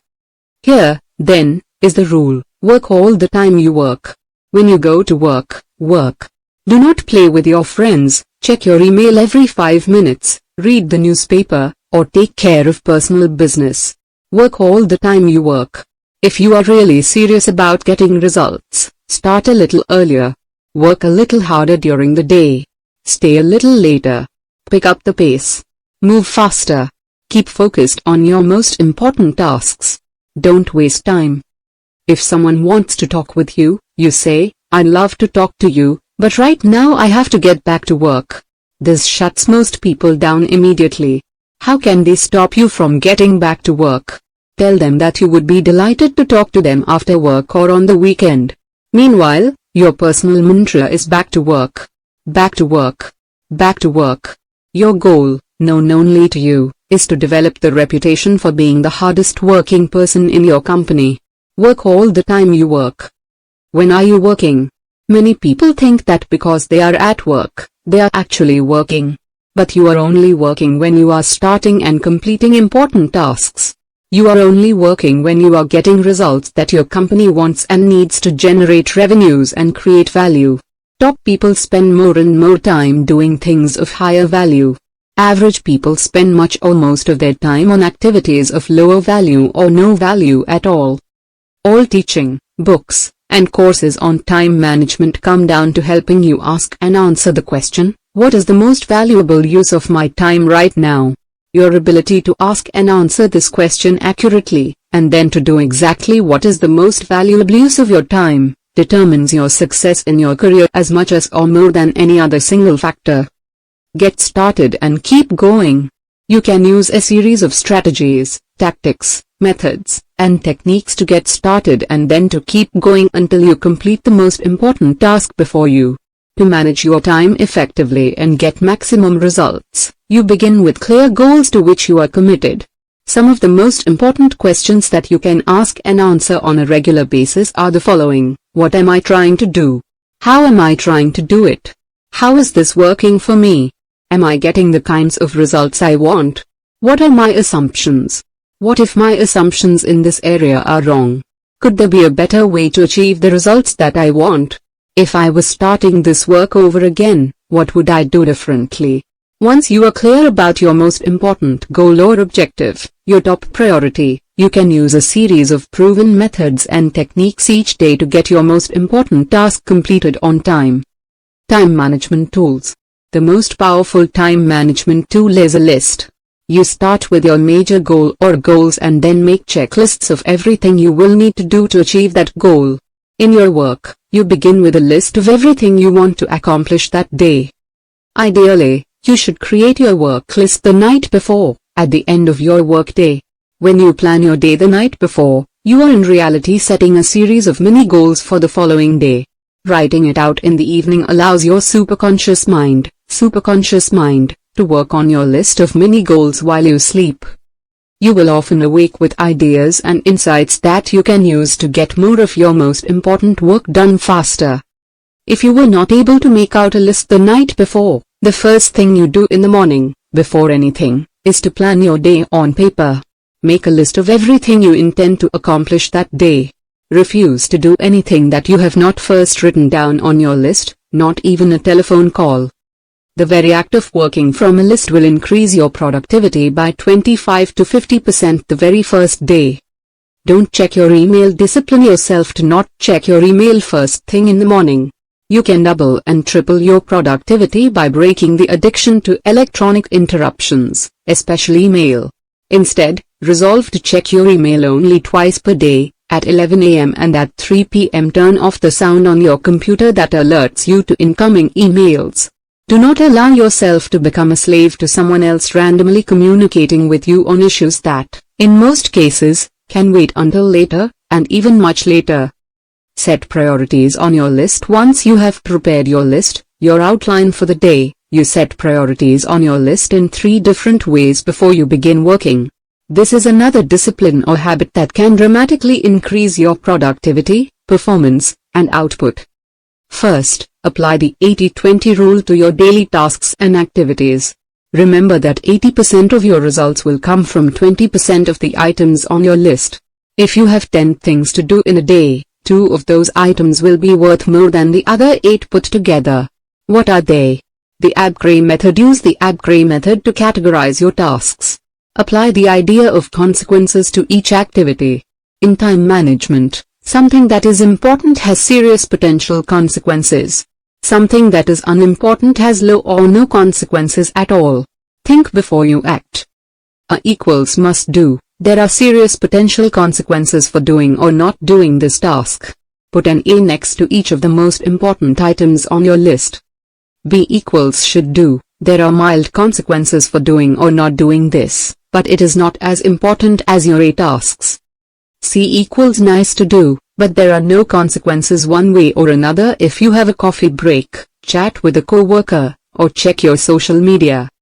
D equals delegate. You should delegate everything that you possibly can, even tasks that you like and enjoy, to free up your time for doing only those few things that you can do best and are most important. Eliminate. Deliberately stop doing all low-value/no value tasks and activities. Once you have put a letter next to each task, go through and put A1, A2, A3 next to your most important A tasks. Then do the same thing with B1, B2, B3, and so on. The rule is that you never do a B task while you have an A task left undone. Begin immediately to work on your A1 task. Once you have decided this order of priority, everything else on your list is a waste of time compared with your A1 task. Practice the 70% rule. If anyone else can do this 70% as well as you, delegate and pass off this task to that person. Because of the comfort zone, we become accustomed to doing things of no or low value that we once did in the past but that are no longer important to the results we are expected to achieve. Focus on your A tasks one by one until they are complete. The law of 3. One of the most powerful and productive time management tools is contained in the law of 3. This law states that there are only 3 tasks that you do that account for 90% of the value of your contribution to your company and to yourself. Everything else you do falls in the other 10%. With my clients, I ask them to make a list of every task, large and small, that they do in the course of a week or a month. Most people end up with 20 to 30 tasks. Some people come back with a list containing 50 or 60 tasks. Once you have your list of tasks, you ask the 3 magic questions. 1. If I could do only one thing on this list, all day long, which one activity would contribute the greatest value to my company and myself? This answer usually jumps out at you from the page. It is usually obvious and clear. And you must know this answer, whatever it is. It is impossible for you to be highly productive unless you are crystal clear about the most valuable thing you could possibly be doing. Make the main thing the main thing. When I conducted a personal strategic planning exercise with the president of a large company, he felt that he was quite clear about the most important thing he could be doing all day long. But as we discussed it further, it turned out that he was completely wrong. It was an important task, to be sure, but it was not his task to do. The most valuable use of his time was something completely different. This revelation changed his career and the direction of the company. In the next 12 months, with everyone practicing this law of 3, the company doubled in sales and profitability. Now ask yourself, if I could do only 2 things on this list all day long, what would be number 2? This is not always easy to determine. Often, you will need to sit with your boss, colleagues, and co-workers and get their input. It is not unusual for you to conclude that one task is more important, but to your boss and co-workers something else you do is vastly more important. Now ask yourself the 3rd magic question, if I could only do 3 things on this list, all day long, what would be the 3rd most important task? Again, if you are not sure, ask the people around you. For some people, the answers are clear as soon as you ask the questions. For others, the answers are unclear. But you must know the answers to these questions. If you don't, You are in danger of wasting your time doing things of lesser value or maybe even things of no value at all. 4 corollaries to the law of 3. Once you have determined your big 3, practice this simple formula to double and triple your productivity and output. Do fewer things. The fact is that you will never get caught up. You will never be able to do all the things that you have to do. The only way that you can get control of your life is by stopping doing things of low value. Do more important things. Work on one or more of your 3 most important tasks. Do your most important tasks more of the time. Spend your entire day on them if you possibly can. Get better at each of your most important tasks. Continuous learning and personal improvement are essential to your success, but in what areas? Answer: get better at achieving results at those tasks that are more important than anything else. Questions to ask. One of the best of all time management questions is this: what one task, if I were to do it especially well, would make the greatest positive difference in my work? There is always an answer to this question. What can you, and only you, do that if done well will make a real difference? Whatever your answer is to this question, you should be working on that most of the time. This will almost invariably be one of your big 3. Review your list of activities for the day and ask this question: if I were to be called out of town for a month and could only do one thing on this list, which one task would I want to be sure to complete? Whatever your answer to that question is probably what you should start working on first thing in the morning. Overcoming procrastination. Your ability to overcome procrastination and get started on your most important task is one of the most valuable disciplines that you can develop. As it happens, everyone procrastinates. Highly productive people procrastinate just as do unproductive people. What is the difference? The answer is that highly productive people procrastinate on low-value tasks. They practice creative procrastination. They consciously decide upon those things that they are not going to do until later. Unproductive people procrastinate on tasks of high value, those few tasks that can make all the difference to their companies and in their careers. Here are some proven ways to eliminate procrastination. 1. Make a list of everything you have to do each day before you begin. We have already covered this in detail. Take your most important task, and make a list of all the steps you could take to complete that particular task. Practice the salami slice method. Slice off one piece of a large task and do only that. Often this will get you launched into the project, and your procrastination will disappear. Try the Swiss cheese technique. Select one piece of a major task, and resolve to complete that one action immediately. Often, this will break the dam of procrastination and launch you into the larger task. Reward yourself. Give yourself a specific reward, such as a cup of coffee, or a brief break for completing one of the subtasks on your list. Work in 10-minute blocks. Instead of worrying about completing the entire task, resolve to work full blast for 10 minutes to get started. Have everything you need at hand when you begin. The act of preparing to work often launches you into the job itself. Apply the 80-20 rule, 80/20 rule, to a large task. This rule says that the first 20% of the task often contains 80% of the value of the entire job. Resolve to do the first 20%, and you will often break the back of procrastination on that task. The key to success in your work is task completion. For this, perhaps the single most powerful time management technique is single handling. This means that once you start work on your most important task, you discipline yourself to focus and concentrate 100% on that task until it is complete. Well begun is half done. The habit of starting and completing your most important task first thing each morning will transform your life. Task completion releases endorphins, nature's happy drug, in your brain. These endorphins enhance your creativity, improve your personality, motivate you, and give you energy. They make you feel more powerful and productive. When you start and complete an important task first thing in the morning, you launch yourself into the zone. You actually function on a higher level, getting more top quality work done faster all day long. Focus on results. Keep asking, what results are expected of me? And of all the results that you could possibly achieve, what are the most important things you need to do quickly and well that can make the greatest difference in your career? Whatever your answer is to this question, get started on that one task immediately, and keep going until it is complete. The development of this habit will quickly move you into the ranks of the most productive people in your business and industry. Action exercises. 1. Think on paper. Write things down. Always work from a list or, even better, a checklist. 2. Determine your big 3, those tasks that represent 90% of the value of your contribution to your company and to yourself. 3. Discipline yourself to start immediately each morning on the most valuable use of your time, and then persist until that task is 100% complete. Chapter 6. Positive thinking versus negative thinking. Hold yourself responsible for a higher standard than anybody else expects of you. Never excuse yourself. Never pity yourself.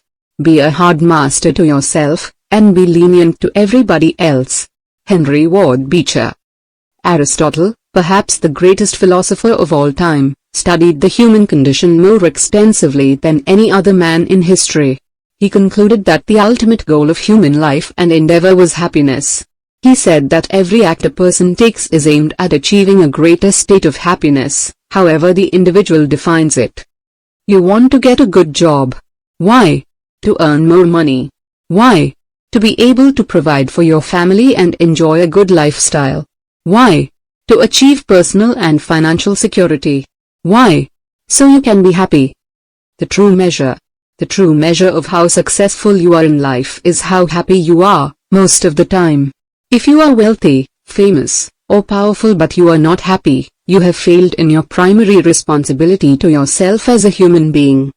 Every human act is aimed at achieving a greater state of happiness, however the individual defines it.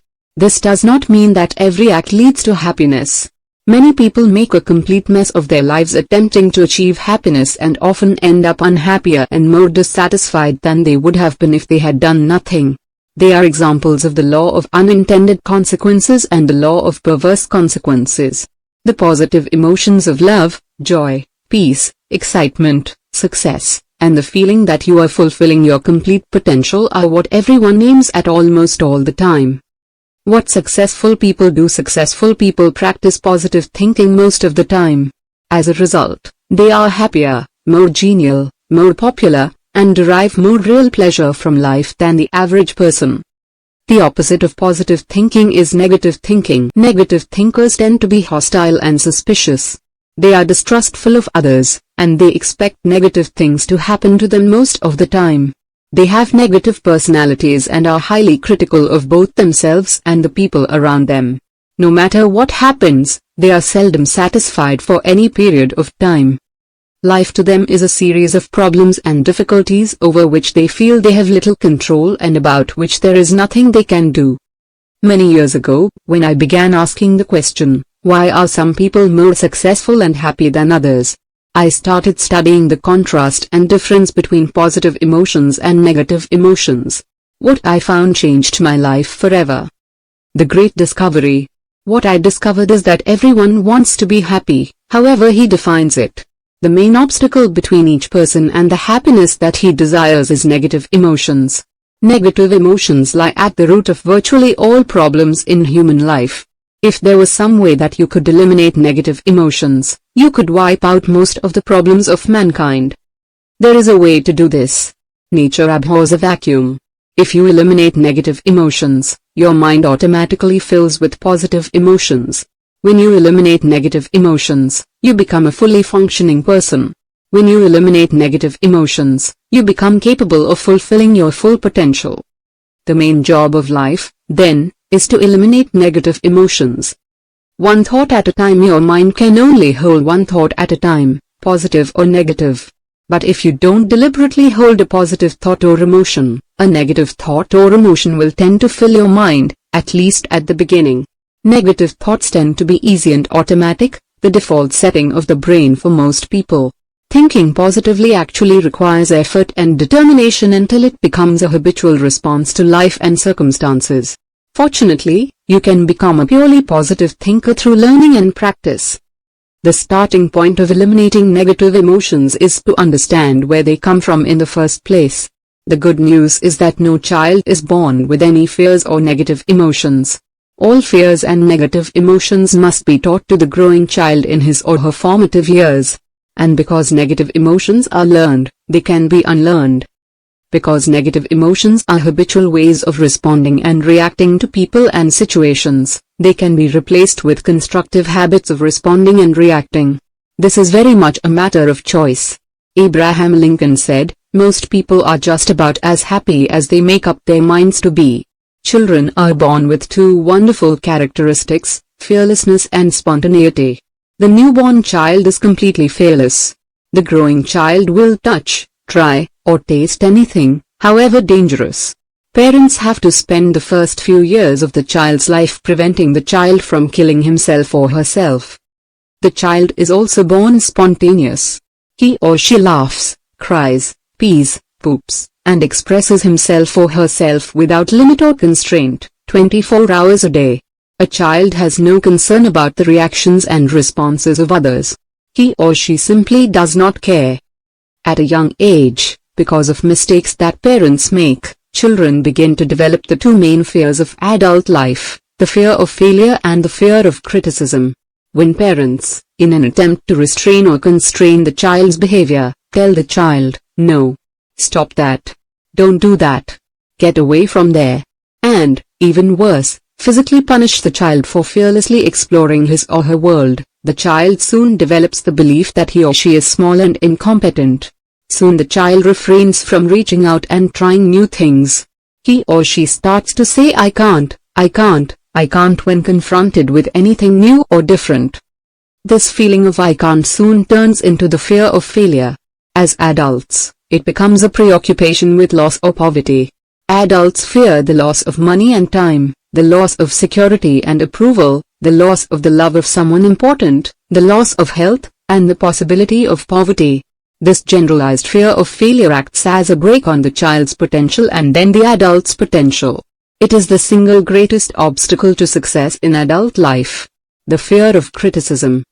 Young children soon lose their natural spontaneity as well. As a result of parental mistakes, especially making their love and affection dependent upon the child's doing what they want him or her to do, the child very early develops fears of criticism and rejection. When parents become angry and threaten to withhold their approval if the child does not do what they want, he begins thinking to himself, I must do what mommy and daddy want, or they won't love me.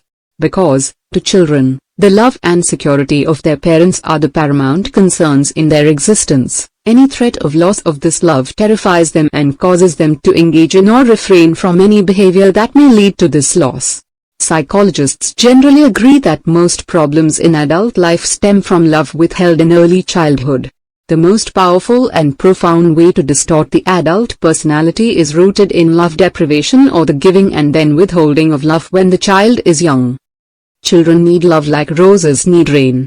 Without an endless, unbroken flow of unconditional love, the child grows up emotionally vulnerable and soon becomes susceptible to negative emotions of all kinds. Alexander Pope wrote, just as the twig is bent, the tree is inclined. A negative childhood leads to a negative adulthood. Deficiency and being needs. The psychologist Abraham Maslow, who studied the personality styles of self-actualizing people, concluded that 98% of adults are largely governed by what he called deficiency needs. Instead of striving to realize their full potentials, they strove throughout their lives to compensate for their perceived deficiencies, especially those of undeservingness and the feeling that I'm not good enough. Maslow said that only 2% of adults experience being needs, which he defined as the desire and confidence to grow and realize their full potentials in life. He called these the self-actualizing people in our society, those characterized by high levels of self-esteem and self-confidence. The Russian metaphysicians. More than 100 years ago, the Russian metaphysicians Peter Uspensky and G.I. Gurdjieff, pronounced Gurdjieff, developed a system of teaching to help identify and remove the sources and causes of negative emotions in their students.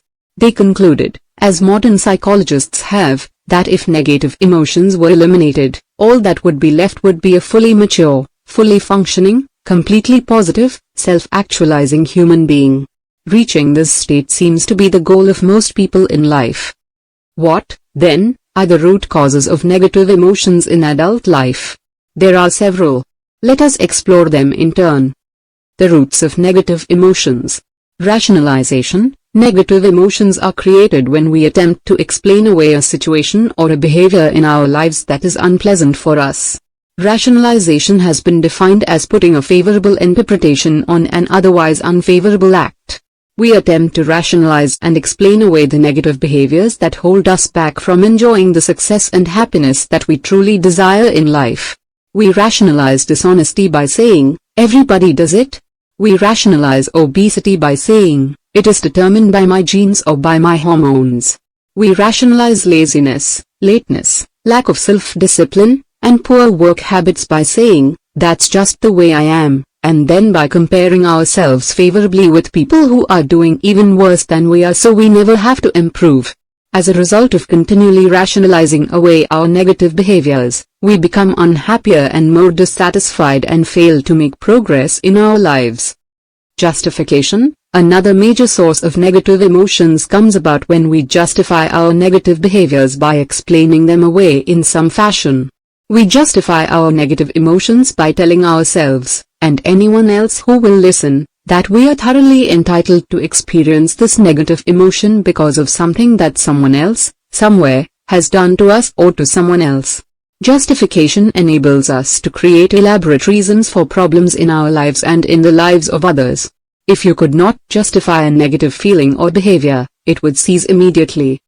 Judgmentalism. Many of our negative emotions come from our tendency to judge other people. We actually set ourselves up as judge, jury, and executioner. We find the other person guilty of doing or not doing something, condemn him for his misbehavior, and pass a sentence upon him. This is why one of the most important teachings in the Bible, and in other religious scriptures, is judge not, that ye be not judged. When you judge and condemn others, for any reason, finding them guilty, you immediately see them, think about them, and feel toward them in a negative way. In the Bible, it also says, with what judgment ye judge, ye shall be judged. This means that when you judge and condemn another person, you actually judge and condemn yourself. Even though you have found him guilty and feel negative toward him, you actually feel negative toward yourself just as much or even more. And in most cases, the other person does not even know that you have gone through this judging and condemning process. The person at whom you are angry doesn't even really care. Hypersensitivity. As a result of the development of feelings of rejection and criticism in childhood, it is quite common for people to become hypersensitive to the thoughts, feelings, and behaviors of others as adults. We see criticisms and slights where they don't exist. We are hypersensitive to what we think other people might be thinking and feeling about us. We are so concerned with not incurring the displeasure or disapproval of others that we are often paralyzed or held back from taking actions that are in our best interests. In sales and in business, we continually meet potential customers who cannot make a buying decision of any kind without consulting and getting the overwhelming approval of one or more people in their families or businesses. Hypersensitivity in extreme forms can actually paralyze people and make them unable to make decisions in their best interests. The cause of negative emotions. Negative emotions ultimately boil down to anger of some kind, either inwardly expressed, in that the anger makes you sick, or outwardly expressed, so that it makes others feel angry and hostile. Most psychological and psychosomatic problems are caused by suppression of negative emotions, repression of negative emotions, depression caused by negative emotions, projection of our negative emotions onto others, displacement of negative emotions in that we become angry with others when we are really angry with ourselves, and so on. The negative emotions most common in our society are, first of all, fear of all kinds, as we have discussed. There are also the twin emotions that drive much political activity in most societies throughout the world, envy and resentment. There is jealousy, coupled with feelings of inferiority, so that the individual thinks, no one could ever love me. There are others such as hate, suspicion, hostility, and distrust. The negative emotion tree. Imagine a picture of the negative emotion tree, The fruit growing on this tree are all of the negative emotions that you can experience. In order to eliminate your negative emotions, you have to cut down this tree. Here is the great breakthrough: the trunk of the negative emotion tree is blame. It is impossible to experience a negative emotion without blaming others for something that they have done or not done of which you disapprove. The minute you stop blaming, your negative emotions cease completely. Eliminating blame. And how do you stop blaming? The answer is both simple and revolutionary. It is impossible for you to blame someone else for a negative emotion and accept responsibility for the situation at the same time. The very act of accepting responsibility cancels the negative emotion associated with that situation, person, problem, or difficulty. And how do you activate this sense of responsibility? You simply say the magic words, "I am responsible." This positive, present tense affirmation eliminates negative emotions of all kinds instantly. Because your mind can only hold one thought at a time, positive or negative, you can cancel any negative thought at any time by simply repeating to yourself, over and over again, "I am responsible. I am responsible. I am responsible." How do you turn out all the Christmas lights on your tree? Simple. You jerk the electric cord out of the socket, and all the lights go out instantly. How do you get rid of all of your negative emotions? The same way, you simply cancel them whenever they arise by immediately saying, "I am responsible." They all stop immediately. Accept 100% responsibility. The key to self-esteem, self-confidence, self-reliance, and self-respect is for you to accept 100% responsibility for everything you are and all that you will become in life. The instant you accept complete responsibility, with no excuses, you become calm, clear, and positive. The sun rises in your life, and all the shadows disappear. There is one essential part of eliminating negative emotions, and that is the practice of forgiveness. Everyone has been wronged in life in some way by someone. We have had difficult childhoods, negative experiences growing up, bad relationships, jobs that did not work out, and investments that went bad. Everyone has been lied to, cheated on, hurt, taken advantage of, and abused in some way. Unfortunately, this is normal and natural and an inevitable part of the human experience. The only question is, what are you going to do about it? Freely forgive and forget. The answer is that for you to be free, you must free everyone else. For you to be happy, you must forgive everyone who has ever hurt you in any way. You must openly, freely, and completely let go of all negative thoughts you still think, feel, or experience toward anyone in your life. You must issue a blanket pardon for everyone.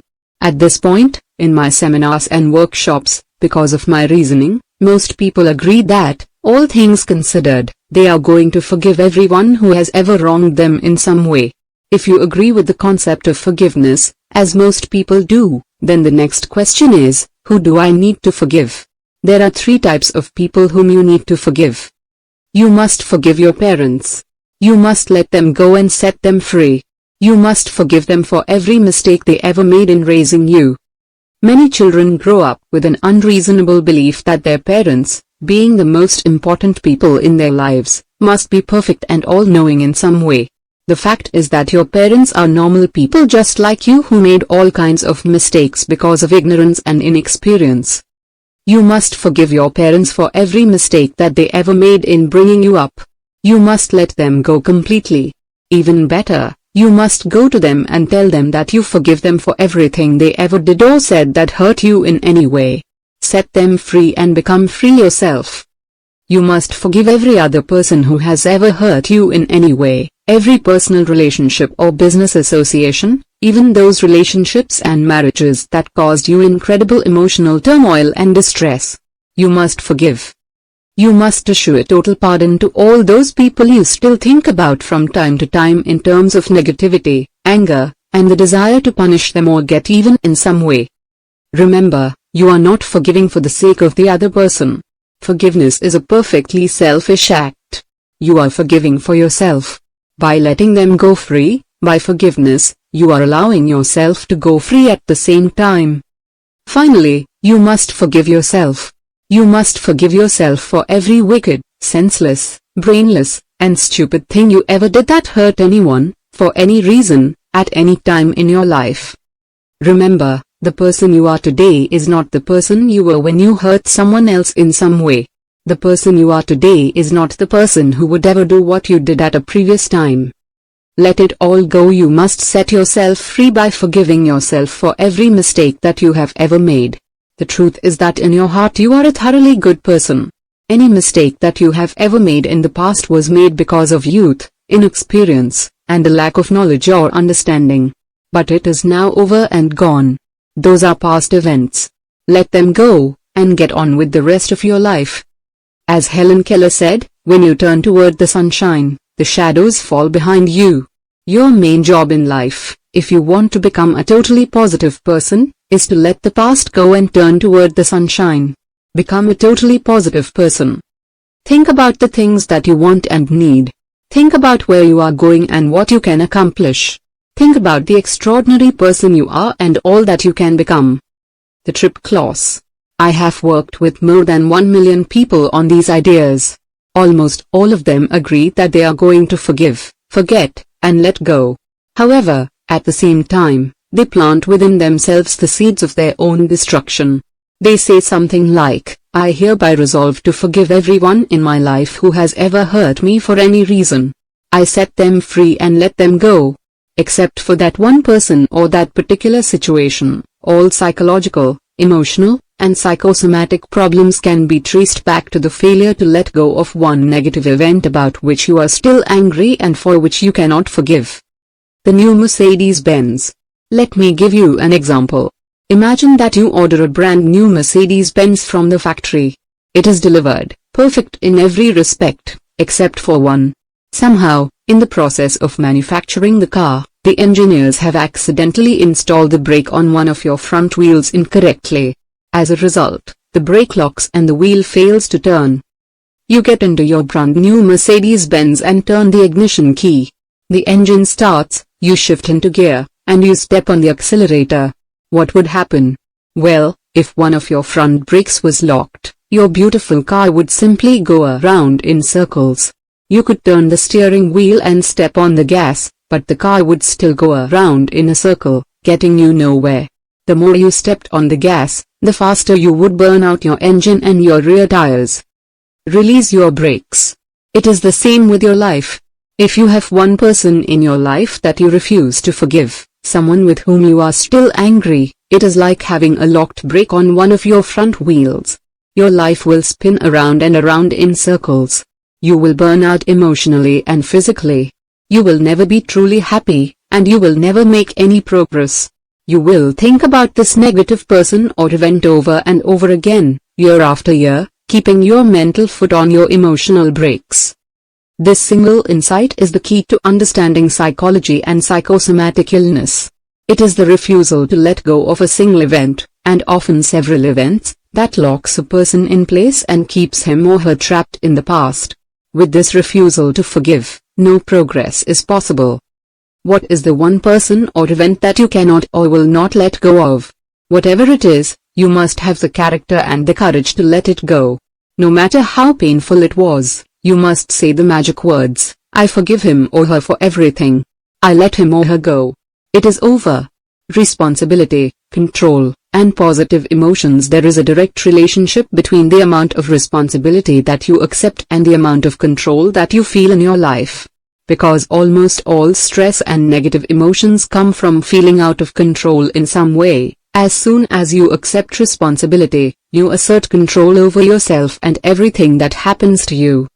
There is a direct relationship between the acceptance of responsibility, a feeling of control, and positive mental emotions.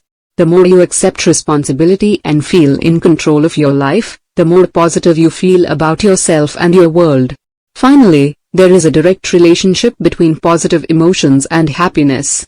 And the choice is completely up to you. Take control. When you blame anyone else for anything, you give up control of your emotions. You turn control of your emotions over to the person you are blaming, whether he knows it or not. By blaming someone else for something, you enable that person to manipulate and control your emotions, at long distance. You give him power and control over your own happiness by your refusal to forgive him and to let him go. And in most cases, He doesn't even know how much control he has over your happiness and well-being. By complaining about and criticizing others, you set yourself up as a victim. By blaming others, you make yourself feel small and weak, angry and inferior. Instead of seeing yourself as a totally responsible, self-reliant individual, you allow yourself to be controlled by others and not in charge of your own life and emotions. When you blame other people, you become negative, angry, suspicious, hostile, and weak. Is this what you had in mind? The good news is that at any time you can say the magic words "I am responsible" and put yourself immediately back into the driver's seat of your own emotional life. Whenever you experience a negative thought of any kind, immediately cancel it with the words "I am responsible." Do this over and over again until it becomes automatic and easy. Acceptance of responsibility is the mark of a leader, an achiever, and a self-actualizing man or woman. Resolve today to become a totally responsible, completely mature, fully functioning adult. Just say the words "I am responsible" over and over again and mean it. This is the real key to positive thinking. Action exercises. 1. Resolve today to become a completely positive person. Look for the good in every person and situation. You will always find it. 2. Decide today to eliminate the negative emotions that interfere with your happiness. Refuse to think or talk about the things that make you angry or upset. 3. Issue a blanket pardon to everyone who has ever hurt you in any way. Practice forgiveness on a go-forward basis. Chapter 7. Flexible thinking versus rigid thinking. The individual who wants to reach the top in business must appreciate the might and force of habit. He must be quick to break those habits that can break him, and hasten to adopt those practices that will become the habits that help him achieve the success he desires. J. Paul Getty. In times of turbulence and rapid change, your ability to think flexibly, to consider every aspect of a situation and then to respond effectively to change, can have an enormous impact on your business and your career. In 1952, Albert Einstein, was teaching at Princeton University. One day, he was walking back to his office with his teaching assistant, who was carrying the copies of an examination that Einstein had just given to an advanced class of physics students.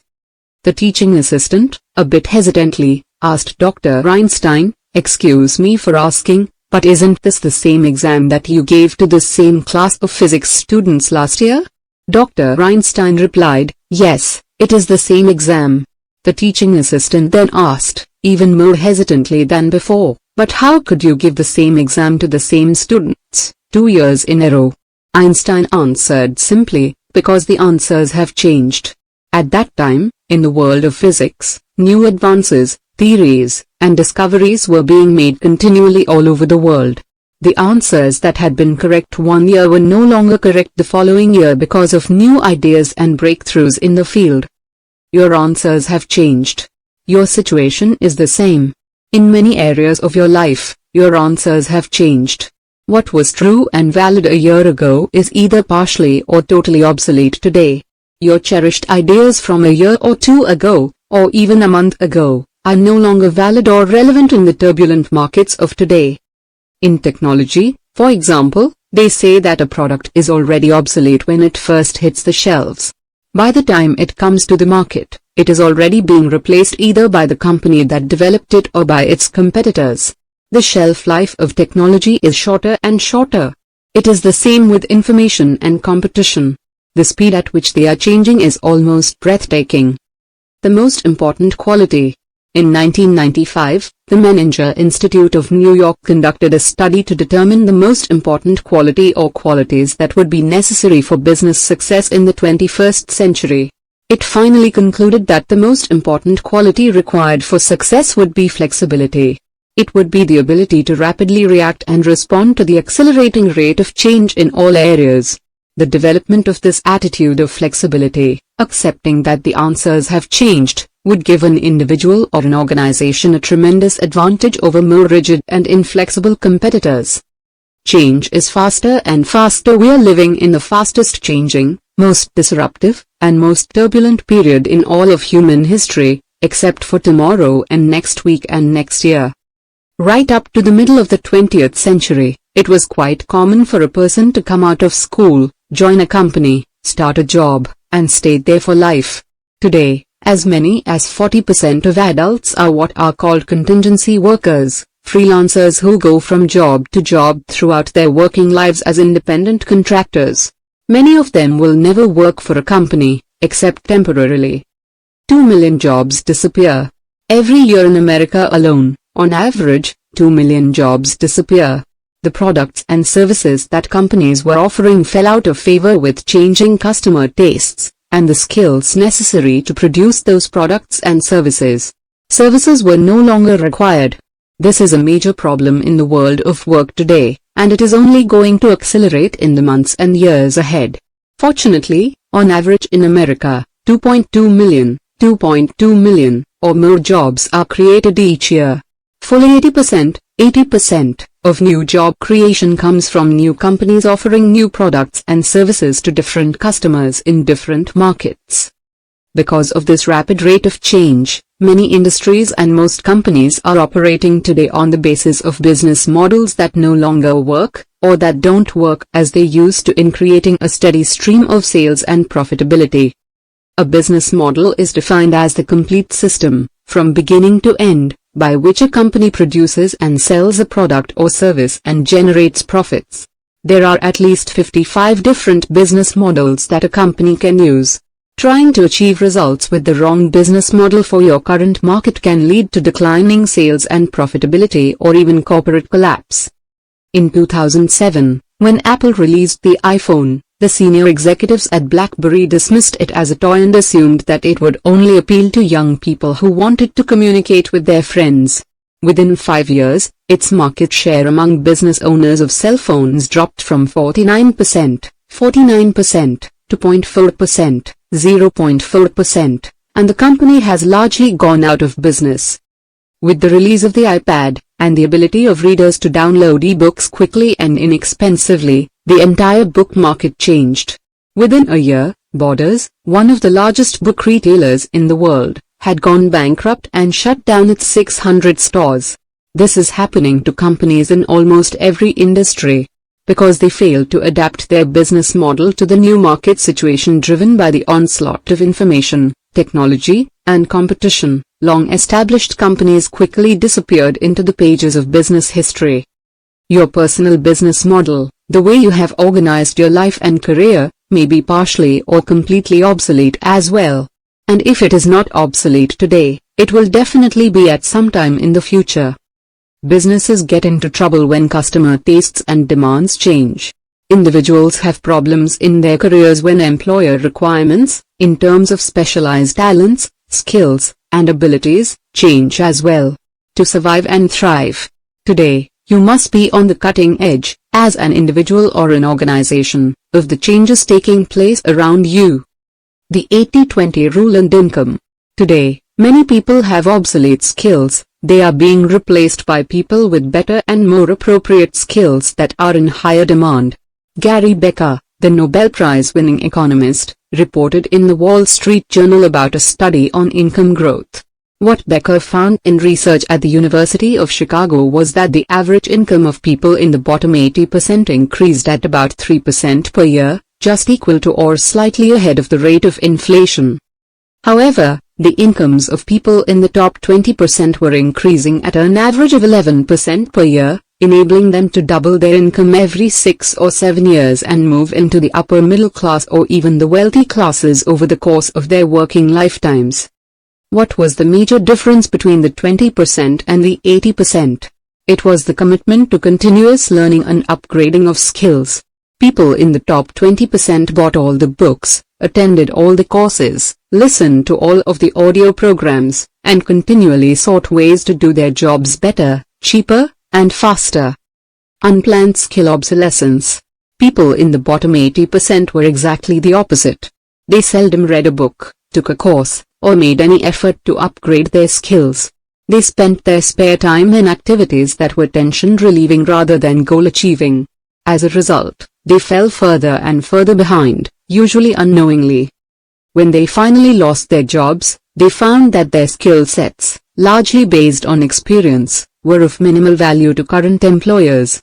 And because continuous learning and new skill development were not part of their worldview, they simply went home and watched television. As a result, they often found themselves unemployed for months and even years. Many people today, at all income levels and in all career categories, are unaware of this pressing need to continually upgrade their skills. But as Pat Riley, the basketball coach, said, if you are not getting better, you're getting worse. The race is on. No one stays in the same place for very long. If you are not continually upgrading your knowledge and skills, you are not staying even. You are actually falling further and further behind, while people who are aggressive about continuous learning are moving further and faster ahead. Most people today are stuck in a rut, and the only difference between a rut and a grave is the depth. As motivational speaker Jim Rohn said, if you're stuck in a rut, I hope a wagon wheel comes along to motivate you out of it. The three enemies of change and flexibility must be countered head-on. The first and worst is the comfort zone. People start doing or working at something and quickly become comfortable. They then resist any change, even positive change that requires them to do something new or different. Instead of learning, growing, and expanding their envelope of possibilities, they dig in their heels, justify and rationalize their resistance to change, and often sabotage the change efforts of others. In Warren Bennis's book Leaders, he describes how the top people in his study resisted the pull of the comfort zone by setting bigger and bigger goals for themselves and their organizations, goals that would be impossible to achieve without major changes and improvements. In Peter Diamandis's 2015 book, Bold, he urges mold breakers and earth shakers to set goals to achieve 10 times or 100 times their current levels of sales, income, and profitability in the years ahead. This size of goal, which seems overwhelming at first, soon leads to expanded thinking and new ideas to go where no man has ever gone before. Star Trek. Fear holds people back. The second major obstacle to flexibility, to challenging and questioning the status quo, is fear of all kinds, but especially the fear of failure. What if we try something new and it doesn't work? According to the October 2013 Harvard Business Review, the major obstacles to business model innovation are fear and uncertainty. 80% of corporate executives rank business model innovation ahead of the development of new products and services in terms of importance. But they don't know how to do it, so they procrastinate and hope that the next generation of leaders will make the changes that will be necessary to survive and thrive. Feeling unable to change. The third reason that people fear and resist change is learned helplessness. The individuals responsible know that change is essential, but they feel that they are helpless, caught up in the complexities of the current situation and unable to change. Learned helplessness is expressed in the words I can't or we can't. What then follows is a litany of excuses in terms of not enough time, not enough money, not enough available talent, and other explanations for why change is not possible that involve a number of external pressures and internal limitations.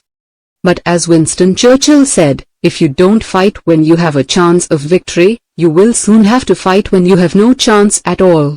The rule is to change when you can, not when you have to or have no other choice. Someone should have told this to the executives at Blockbuster, a company that dominated the market for video movies to be viewed at home. When Netflix came along, the people at Blockbuster dismissed it as a small company that could never challenge the dominance of Blockbuster in the national market. But customer tastes had changed, and within a few years Netflix was the biggest player in the delivery of movies, both by mail and online, and Blockbuster was bankrupt. Open up your thinking. There are several powerful, practical thinking tools that you can use to unlock your creativity, expand your thinking, and move yourself out of the comfort zone. The all-around champion tool to change your perspective and to develop higher levels of flexibility is zero-based thinking. Zero-based thinking comes from zero-based accounting. In zero-based accounting, you challenge every expense at the beginning of every accounting period. You ask not whether you should increase or decrease a particular expense but whether or not you should be spending money in this area at all. In zero-based thinking, you ask the brutal question, is there anything that we are doing today that, knowing what we now know, we wouldn't start up again if we had to do it over? Do a quick analysis. Apply a quick, knowing what I now know, analysis to every part of your business and personal life. Is there anything that you are doing today that you wouldn't get into again, if you had to do it over, knowing what you now know? How do you know if you are dealing with a zero-based thinking situation? Simple, the answer is stress. If there is something in your life that you wouldn't get into again today, you will continually experience stress, worry, anger, frustration, and dissatisfaction in that area or with some person. This negative situation often permeates your conversation, distracts you throughout the day, and keeps you awake at night. Start with your relationships. In zero-based thinking, start with your relationships of all kinds. Is there any person in your business or personal life that you would not get involved with again if you had to do it over? Is there anyone in your business whom you would not hire, assign or delegate tasks to, promote, or even go to work for today knowing what you now know? If there is someone whom you would not get involved with again today, the only question is, how do you end this situation, and how fast? Can you guess how many of your decisions will turn out to be wrong in the fullness of time? According to the American Management Association, fully 70% of decisions made in the world of work, and probably in personal life, turn out to be wrong eventually. They can be a little bit wrong, a lot wrong, or totally wrong. To develop high levels of flexibility, to perform at your best, you must be prepared to make the 3 statements of the superior executive. Admit you are not perfect. I was wrong. Look around you at your situation, and especially at those areas that are causing you stress, dissatisfaction, or unhappiness, and be willing to admit that you were wrong. When you made the decision or got into the situation, it seemed like the right thing to do. Based on the information you had at the time, it was quite logical. But the answers have changed. You have learned things that you did not know before, and the external situation and requirements have changed as well. What seemed to be the decision you made when you made it has turned out to be the wrong decision today. As soon as you admit that you were wrong and take action to correct the situation, your stress evaporates. Sometimes, people think that by admitting they are wrong, they are demonstrating weakness. They think people will not respect them if they admit that a decision they made and defended in the past was wrong. But it is exactly the opposite. In times of turbulence and rapid change, having the courage and character to admit you were wrong, when the mistake is probably clear to everyone around you, actually increases their respect for you and their willingness to be influenced by you in the future. On the other hand, no one looks more weak and foolish than someone who is obviously wrong but refuses to admit it. Here's an interesting point. When you identify a situation that you would not get into again today, knowing what you now know, it is too late to save the situation, or the person. It is over. The only question now is, how much time, money, trouble, and pain are you going to lose or suffer before you admit that you were wrong and take whatever action is necessary to rectify the situation? Admit you made a mistake. I made a mistake. Because of ego, many people find it difficult to admit that they have made a mistake, even when they obviously have, and it is clear to everyone around them. Don't let this happen to you. Because you are going to be wrong and make mistakes fully 70% of the time, don't wait for everyone else to figure it out. Instead, jump ahead of the curve and quickly admit, I was wrong. I made a mistake. And then rectify the situation as rapidly as you can. Change your mind. I changed my mind. Again, changing your mind when you get new information is a mark of courage, character, and flexibility, not of weakness. Even if you have spent 18 months developing a new business or product strategy, if you get new information that invalidates your key conclusions, be prepared to change your mind, to abandon the now obsolete strategy in favor of doing something new, different, and more appropriate to the current situation. The more readily you can say the words I was wrong, I made a mistake, I changed my mind, the better you will think and the more respected you will be by all the people around you. Pre-evaluate your business and career. The second area where you apply zero-based thinking has to do with every aspect of your business and career, including and especially your business model. Is there any product or service that, knowing what you now know, you would not bring to the current market? Is there any process, method, or expense in your business that you would not start up again today, knowing what you now know? Is there anything in your current strategy that, knowing what you now know, you would not get into again if you had it to do over? Is there any part of your career, the work you do, the activities you engage in, that, knowing what you now know, you wouldn't get into again today? Remember, it is quite common for people to have many different jobs, in different companies and industries, using different skills, over the course of a lifetime. Many people decide to start over in a new field and learn an entirely new set of skills when the economy changes. Could this apply to you? If the answer is yes, the next question is, how do I get out of this situation or discontinue it, and how fast? Evaluate your investments. The third area for zero-based thinking has to do with investments, especially those of time, money, and emotion. In accounting, there is a category called sunk costs. This is an amount of money that has been spent and is gone forever. It cannot be recouped. It is like dropping an anvil, off a ship in the middle of the ocean. You can never get it back. It is gone. It is a sunk cost. It is amazing how many businesses and individuals are confused in this area. They are constantly trying to recover sunk costs. This is called throwing good money after bad or throwing money down a rat hole. Your investment is gone forever. This refusal to accept the fact of a sunk cost is especially true with regard to time. Is there any area of your life where you have invested a large amount of time, in a project, a service, a person, or even the development of a skill that is no longer helpful or necessary? Be prepared to recognize that this past investment of time has now become a sunk cost. Accept it. Move on. And don't invest any more time in an area where, in your heart, you know it is not the best use of your time and effort. The second area of sunk costs has to do with investments. Is there any financial investment that, knowing what you now know, you would not make again today if you had to do it over? If there is, the next question is, how do I get out of this investment, and how fast?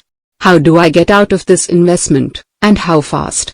It is sad to see how many people and companies keep investing money in an area that, knowing what they now know, they would never invest in at all if they had to do it over. Imagine starting over again today. The third area of zero-based thinking has to do with emotions. According to psychologists, people hate to lose time, money, or emotion of any kind. They often have a mental block about losses, refusing to admit them and attempting to recoup them in some way. Throughout your life, you will invest a lot of emotion in people, projects, and situations. You will put your whole heart into making the situation or relationship work. But at the end of the day, you will have to admit that you were not successful. Your investment of emotion has been lost. It is gone forever. It cannot be retrieved or recouped. It is a sunk cost. It takes tremendous character to face up to the reality of a failed situation or relationship and to admit that you were wrong, you made a mistake, and you've changed your mind.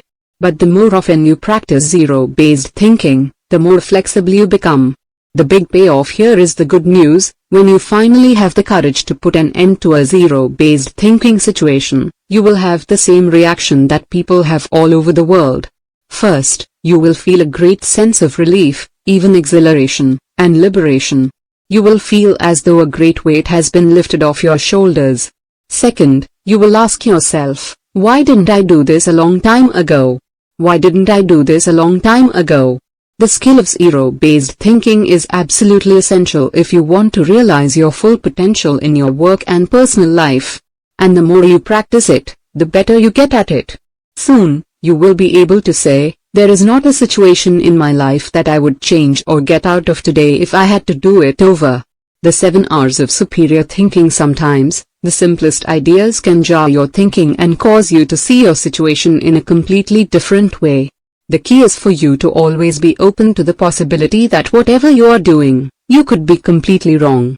There could be a completely different and better way to do almost anything, and there usually is.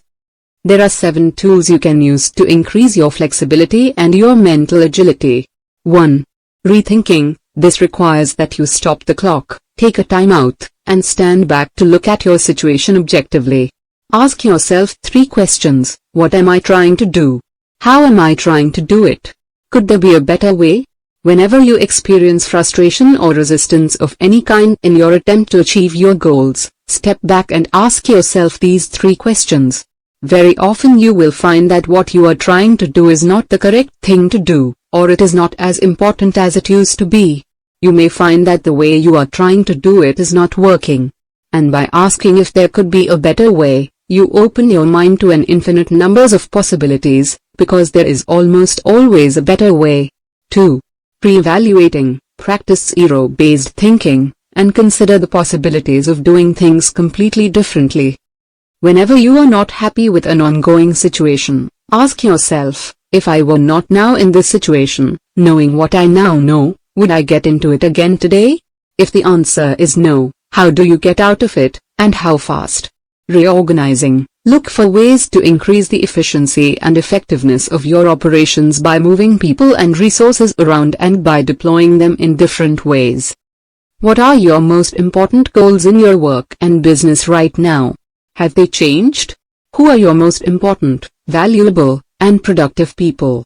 How can you reorganize your work so that your best and most productive people are focused on your most important goals and greatest opportunities? Restructuring. This involves moving your people and resources into the 20% of activities that can account for 80% of your results. What are the 20% of results that account for 80% of the income and profits of your business? What are the top 20% of your activities that account for 80% of your total results? Who are the top 20% of your staff who produce 80% of the total results? In business, your primary concern should be revenue generation. Move your very best people into those areas where they can have the greatest positive effect on generating more revenue for your company.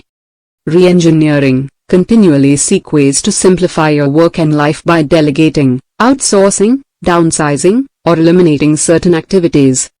What activities or processes can you simplify and streamline so they can be done faster and with less time and money? What activities can you delegate to others or outsource to specialist companies? What activities could you eliminate altogether with no real loss of productivity, sales, or profitability? Each time you ask one of these questions, you will stimulate your creativity and get answers that you can apply to streamline your business and get more and better results, faster and cheaper. Reinventing. Continually imagine what you would do differently if you were starting over again today. Imagine starting your business or department over again today. What would you do differently? What would you do more of? What would you do less of? What would you start doing that you are not doing right now? What would you stop doing altogether? These questions will give you ideas and insights every time you ask them. What should you do more of, less of, start, or stop? Regaining control. This requires that you take specific action in your work and business based on your answers to the prior 6 hours. What one action are you going to take immediately regarding your own personal work and activities? What one action are you going to take immediately regarding your staff? What one action are you going to take immediately regarding the business itself? In each case, imagine that you have no limits. Imagine that you have all the time and money, all the talents and abilities, all the friends and contacts, and all the resources you need to be, do, or have anything in your business or personal life. Your main job is to become absolutely clear about the right thing, the best thing, to do and then to commit wholeheartedly to the new course of action. Action exercises. 1. Examine your personal and corporate business model. Ask yourself if there could be a better way for you to generate sales, profitability, and personal income. 2. Apply the quink analysis to every part of your business and personal life. Knowing what I now know, is there anything that I am doing that I would not get into again today if I had it to do over? 3. What should you do more of, less of, start, or stop altogether to get different and better results? Chapter 8. Creative thinking versus mechanical thinking. The imagination is literally the workshop wherein are fashioned all plans created by man. Napoleon Hill. Creative thinkers rule the world. They are continually seeking faster, better, and easier ways to accomplish goals that are important to other people. They practice the CANEI principle, which stands for continuous and never-ending improvement. They are responsible for all of the great breakthroughs, innovations, and progress in human history. They know that sometimes one good idea is all it takes to change the course of a business or an individual life. Mechanical thinking. Mechanical thinking, on the other hand, tends to be rigid and inflexible. It is my way or the highway. Mechanical thinking is rooted in fears of failure or making a mistake and losing time, money, or both. It is triggered by fears of criticism or disapproval, trying something that doesn't work. Poor thinkers think in terms of black and white rather than shades of gray. They think in extremes of yes versus no, up versus down. They think there is only one way when there are usually many ways. In the face of change and confrontation, they develop psychosclerosis, which is defined as a hardening of the attitudes. They are victims of homeostasis, a striving for constancy. They are stuck in their comfort zones. They resent and fear anything new or different, even an improvement in conditions. But this is not for you. You are a potential genius. You have more creative potential than you could use in 100 lifetimes. The more of your creative ability you use, the more you can use. You actually become more creative each time you come up with something new. It is said that every child is born a genius, and this means you, throughout your lifetime. It turns out that creativity is the single best indicator or predictor of success in life and in work. The more creative you are, the more and better ideas you will come up with to improve your life, work, and everything around you. One good idea can be enough to change the entire direction of your life. How do you recognize creativity? Creative people are curious. They ask a lot of questions and are never satisfied. In fact, you can become more creative just by asking more questions about the things going on around you and not being content with superficial answers. Genius throughout the ages. There are many studies of the qualities of geniuses throughout the ages. The first fact they discovered was that intelligence was not a matter of IQ, or academic qualifications. Many so-called geniuses had average or slightly above average intelligence. Genius or excellent thinking was instead more a matter of attitude and approach toward the inevitable challenges of life. It appears that geniuses develop three qualities over time. Keep an open mind. First, they approach every problem or situation with an open mind, almost a childlike attitude of exploration and discovery. The more open your mind is to completely new and different approaches to any situation in your life, the more likely it is that you are going to get insights and ideas that move you out of your comfort zone, that enable you to think outside the box. They continually ask why, and why not, and what if. Second, geniuses carefully consider every aspect of a problem, refusing to jump to conclusions, gathering more and more data instead. They test and validate their tentative conclusions at each stage. They avoid a rush to judgment. They are always open to the possibility that they could be wrong, or that their idea is no good. The best solution. Albert Einstein was once asked, if there was a major emergency or potential disaster that was going to destroy the Earth in 60 minutes, and you were asked to find a solution, what would you do? Einstein replied, I would spend the first 59 minutes gathering information, and the last minute solving the problem in the best possible way. In business today, especially in new product development, the more time you spend working closely with customers to be sure that your new product or service idea is exactly what they want, need, and are willing to pay for, the more likely it is that you will be successful in a fast-changing and highly competitive market. The systematic approach. Third, geniuses of all kinds use a systematic approach to problem-solving and decision-making. Accomplished mathematicians, physicists, doctors, mechanics, and people in other professions do not throw themselves at a problem like a dog chasing a passing car. Rather, they follow a carefully designed checklist and work their way through a problem, step by step, toward a conclusion. Atul Gawande, in his book The Checklist Manifesto, tells the story of two investment experts, both successful, but one far more successful than the other. It turned out that they both had many years of experience in evaluating and making substantial investments for themselves and their clients. But the more successful advisor had developed a checklist of essential questions to ask and tests to apply to an investment proposal before making a decision. The other advisor used many of the same techniques and tactics to appraise an investment, but he operated more from intuition and experience. As a result, he often lost money when he shouldn't have. Here was the interesting point that Gawande made. The first advisor was consistently more successful than the second. But on various occasions, he made mistakes and lost money. The reason was invariably the same: he had neglected to follow his own checklist. He had missed one or two vital points in his list of important considerations. When he went back to following his checklist meticulously, his investment record improved significantly. The systematic problem-solving method here is a structured/unstructured way of problem-solving and decision-making developed by experts and think tanks over the years. I have synthesized the best ideas I have discovered into a single simple method that you can use for the rest of your career.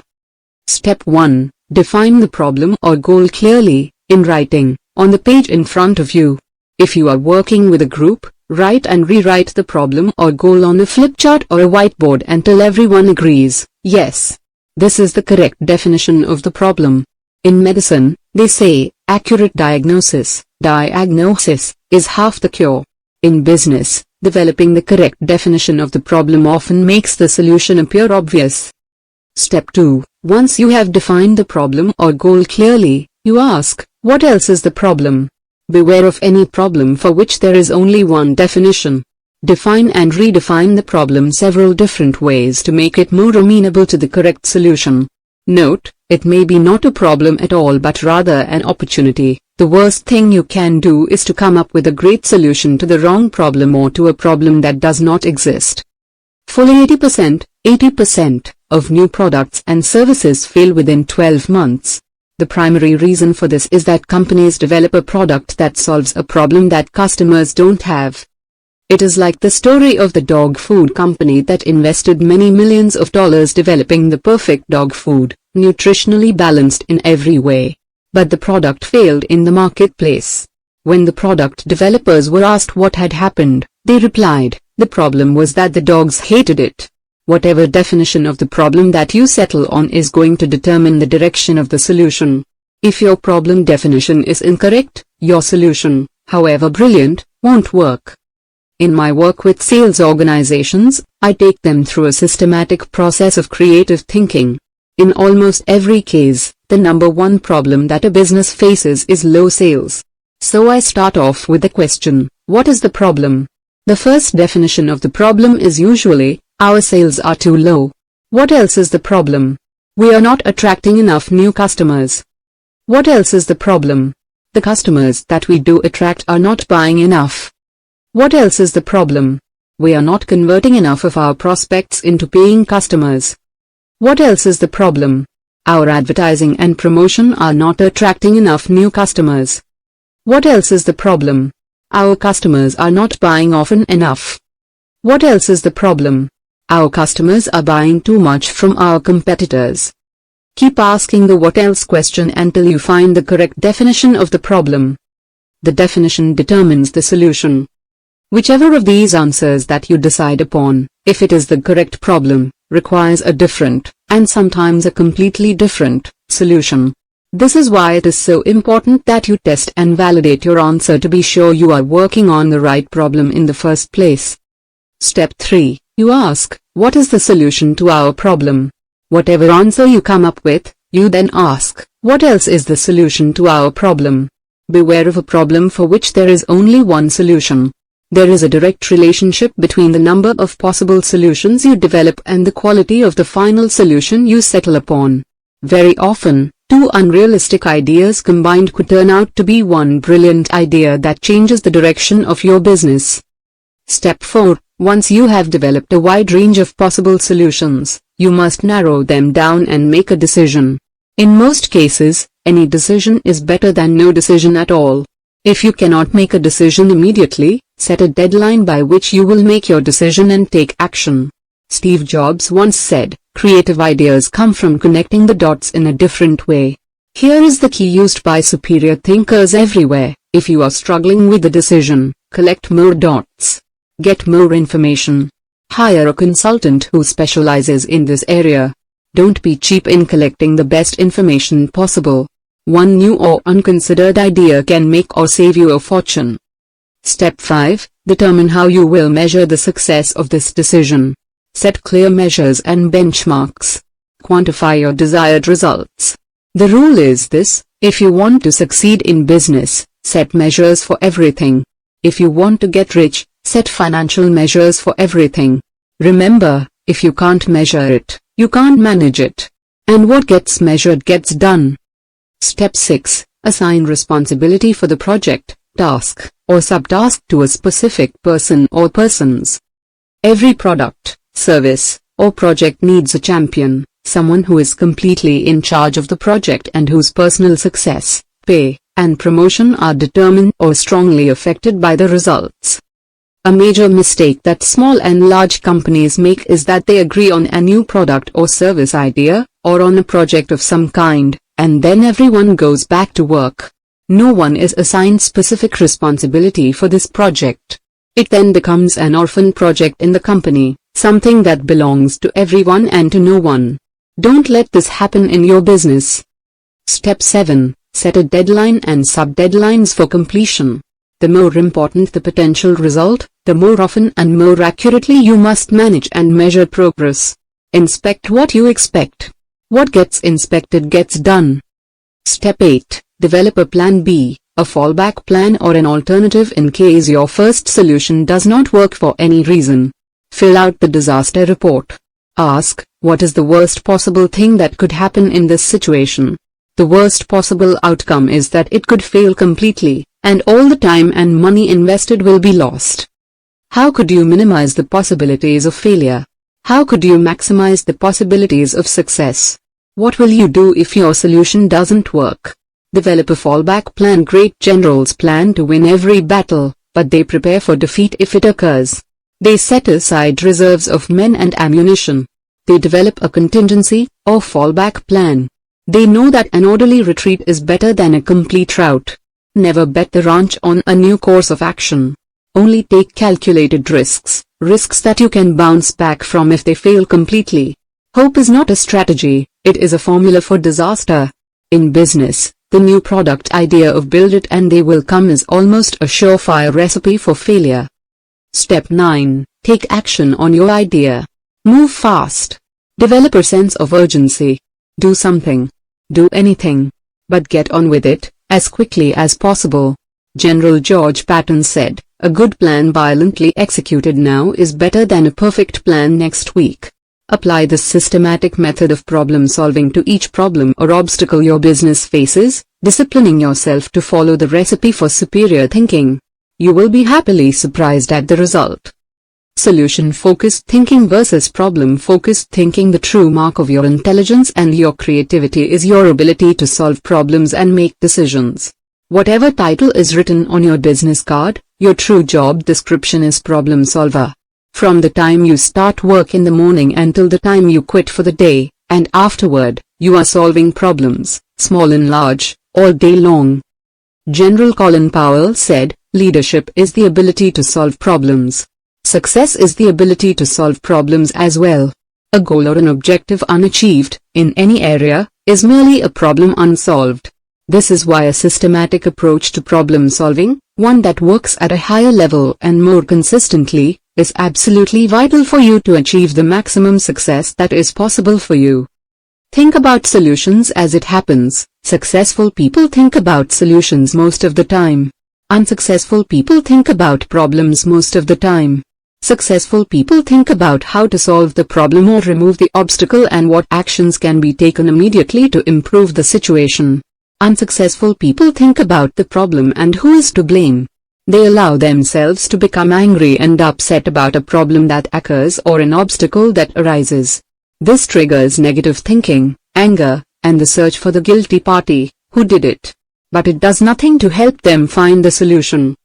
There are 3 keys to unlocking your creative powers that we have spoken about before. They are clarity, focus, and concentration.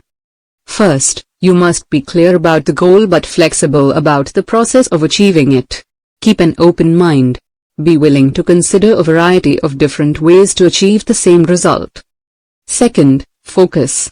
Bring all of your brain power, and that of others, to focus like a laser beam on a single problem, obstacle, or difficulty, without diversion or distraction. Stay on one subject at a time. Third, concentration. Put aside everything else, and concentrate 100% until you have solved your biggest problem or achieved your most important goal. Jim Collins, in his book Good to Great, tells the story of the fox and the hedgehog, which comes from an essay by Isaiah Berlin. He says that the fox is very clever and knows many things. But the hedgehog is more successful because he knows one big thing. Clarity, focus, and concentration enable you to bring all your mental powers to bear on solving one big problem or achieving one big goal. The attraction of distraction in our modern world of computers and email, perhaps the greatest enemy is the attraction of distraction, chasing after the shiny objects of immediate stimulus, email, text messages, phone calls, and social media, all of which cause your mind to scatter and disrupt your ability to focus and concentrate. According to USA Today, continuously responding to electronic interruptions, especially email and text messages, burns up your brain fuel, glucose, at a rapid rate. The average adult checks his or her email all day long and is constantly distracted, like an attention deficit disorder dog, by signals and alarms on email and smartphones. As a result, the average email-addicted employee loses 10 full IQ points each day, becoming dumber by the hour. By the end of the day, many people are burned out, unable to concentrate or make even the simplest of decisions. And they are further and further behind on their key tasks. Multitasking versus task switching. Constantly responding to emails, text messages, and phone calls forces the individual to engage in what is called multitasking. However, this is more rightly defined as task switching. You are not doing several tasks. Instead, you are switching back and forth, from one task to another and then back again. According to one study, it takes you about 17 minutes after you have broken off a task to respond to an incoming message for you to get back on task again. Throughout the day, your attention switches back and forth, like a windshield wiper, seldom completing anything of value. When you add in social media and the obsession that many people have with checking Facebook, Twitter, and LinkedIn, you have a formula for career disaster. This is why they say, social networking is social not working. The solution is simple. Leave things off. Check your email twice a day, at 11 a.m. and at 3 p.m. Other than that, turn everything off so that you can dedicate yourself single-mindedly to the task at hand. The principle of constraints. This is one of the best creative thinking tools of all. The principle of constraints says that between you and any goal, there is a constraint that determines how fast you achieve that goal. Sometimes this is called the bottleneck. Sometimes it is referred to as the choke point. Andrew Grove, the former CEO of Intel, referred to the main constraint holding you back as the limiting factor in any production process. What is your major goal today, and what is the constraint that sets the speed at which you achieve it? To rephrase this question, why aren't you already at your goal? If your goal is to increase your sales and profitability by 50%, why aren't your sales and profitability already 50% higher? If your goal is to lose weight, why aren't you already at your ideal weight? When you ask this question, very often the answer you come up with is the constraint that is holding you back.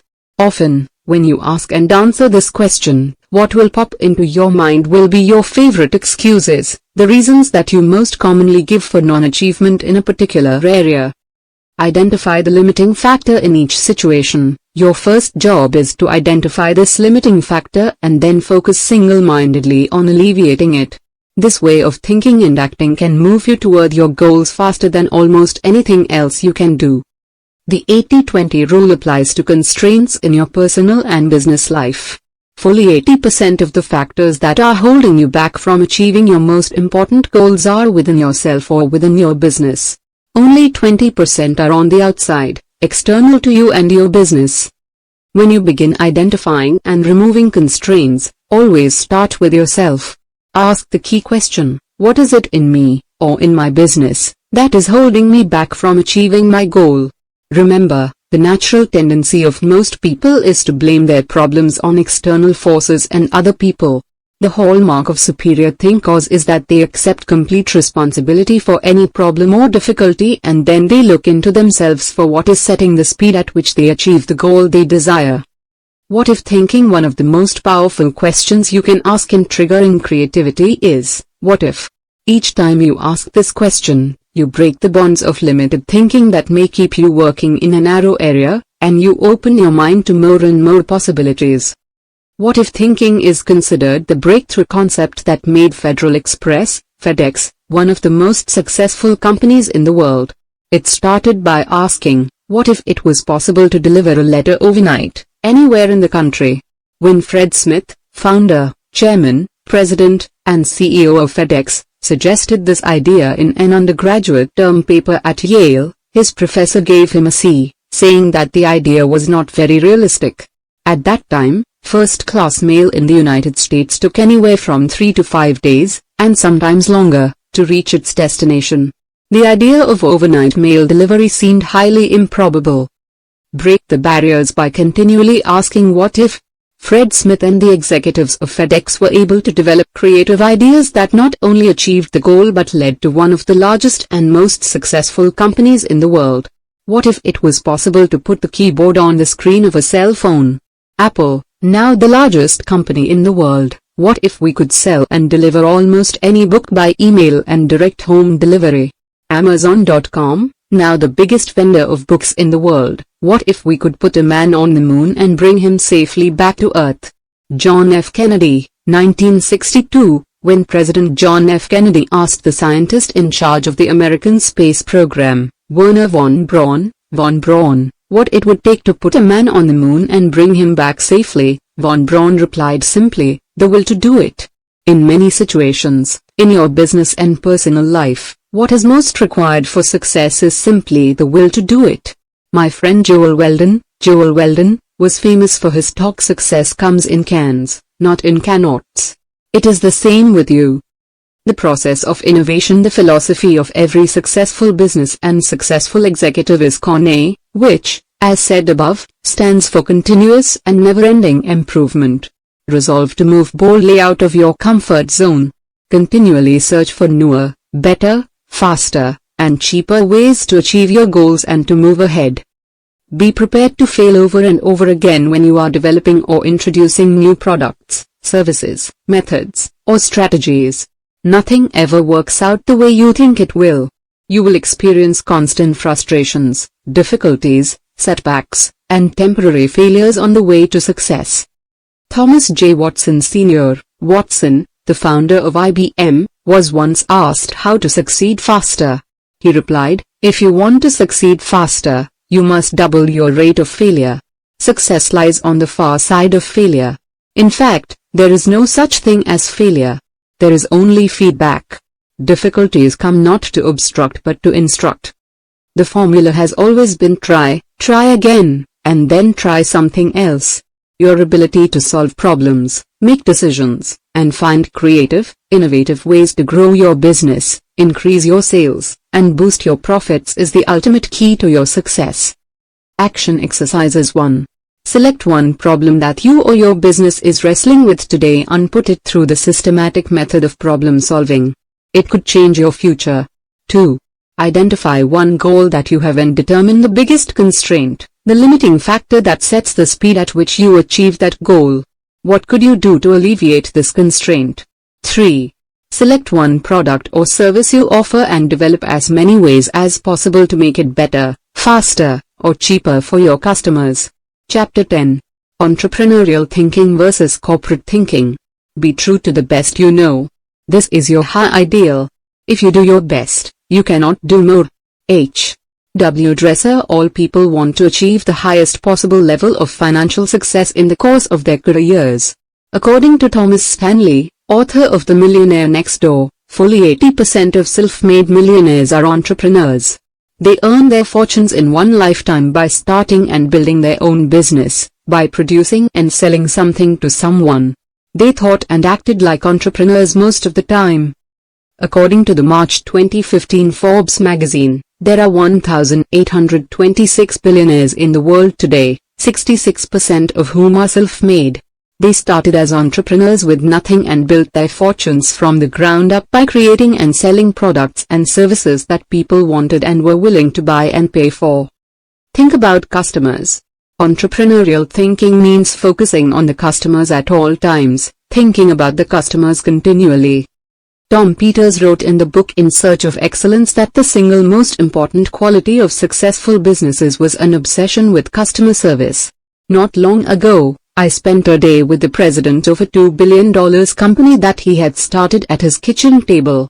When I asked him what position he saw himself as having in his business, he immediately replied, "Chief Sales Officer," he said. "This was my position when we started, and it is still my position today. I think about sales all the time." Corporate thinking is different from entrepreneurial thinking. Company people, whether employees, managers, executives, or technicians, view customers either with disinterest or as problems who are always complaining or requesting something new or different. Customers are often seen as flies that have to be swatted and brushed away. Corporate thinkers are preoccupied with doing their jobs, pleasing their superiors, following the rules, and doing the minimum necessary to avoid being fired or laid off. Employees who are corporate types use the pronouns them, they, and their to describe the company and the people in charge. They feel that whatever happens in the company has little to do with them personally. They say, "A job is a job." As one corporate type told me some time ago, "When I go to work, I think about my job, but when I come home, I don't think about my job or company at all." Lack of engagement. Many researchers conclude that more than 60% of employees at large and small companies are disengaged. They feel no deep commitment or loyalty to the company. They are just going through the motions of work, thinking about doing something else.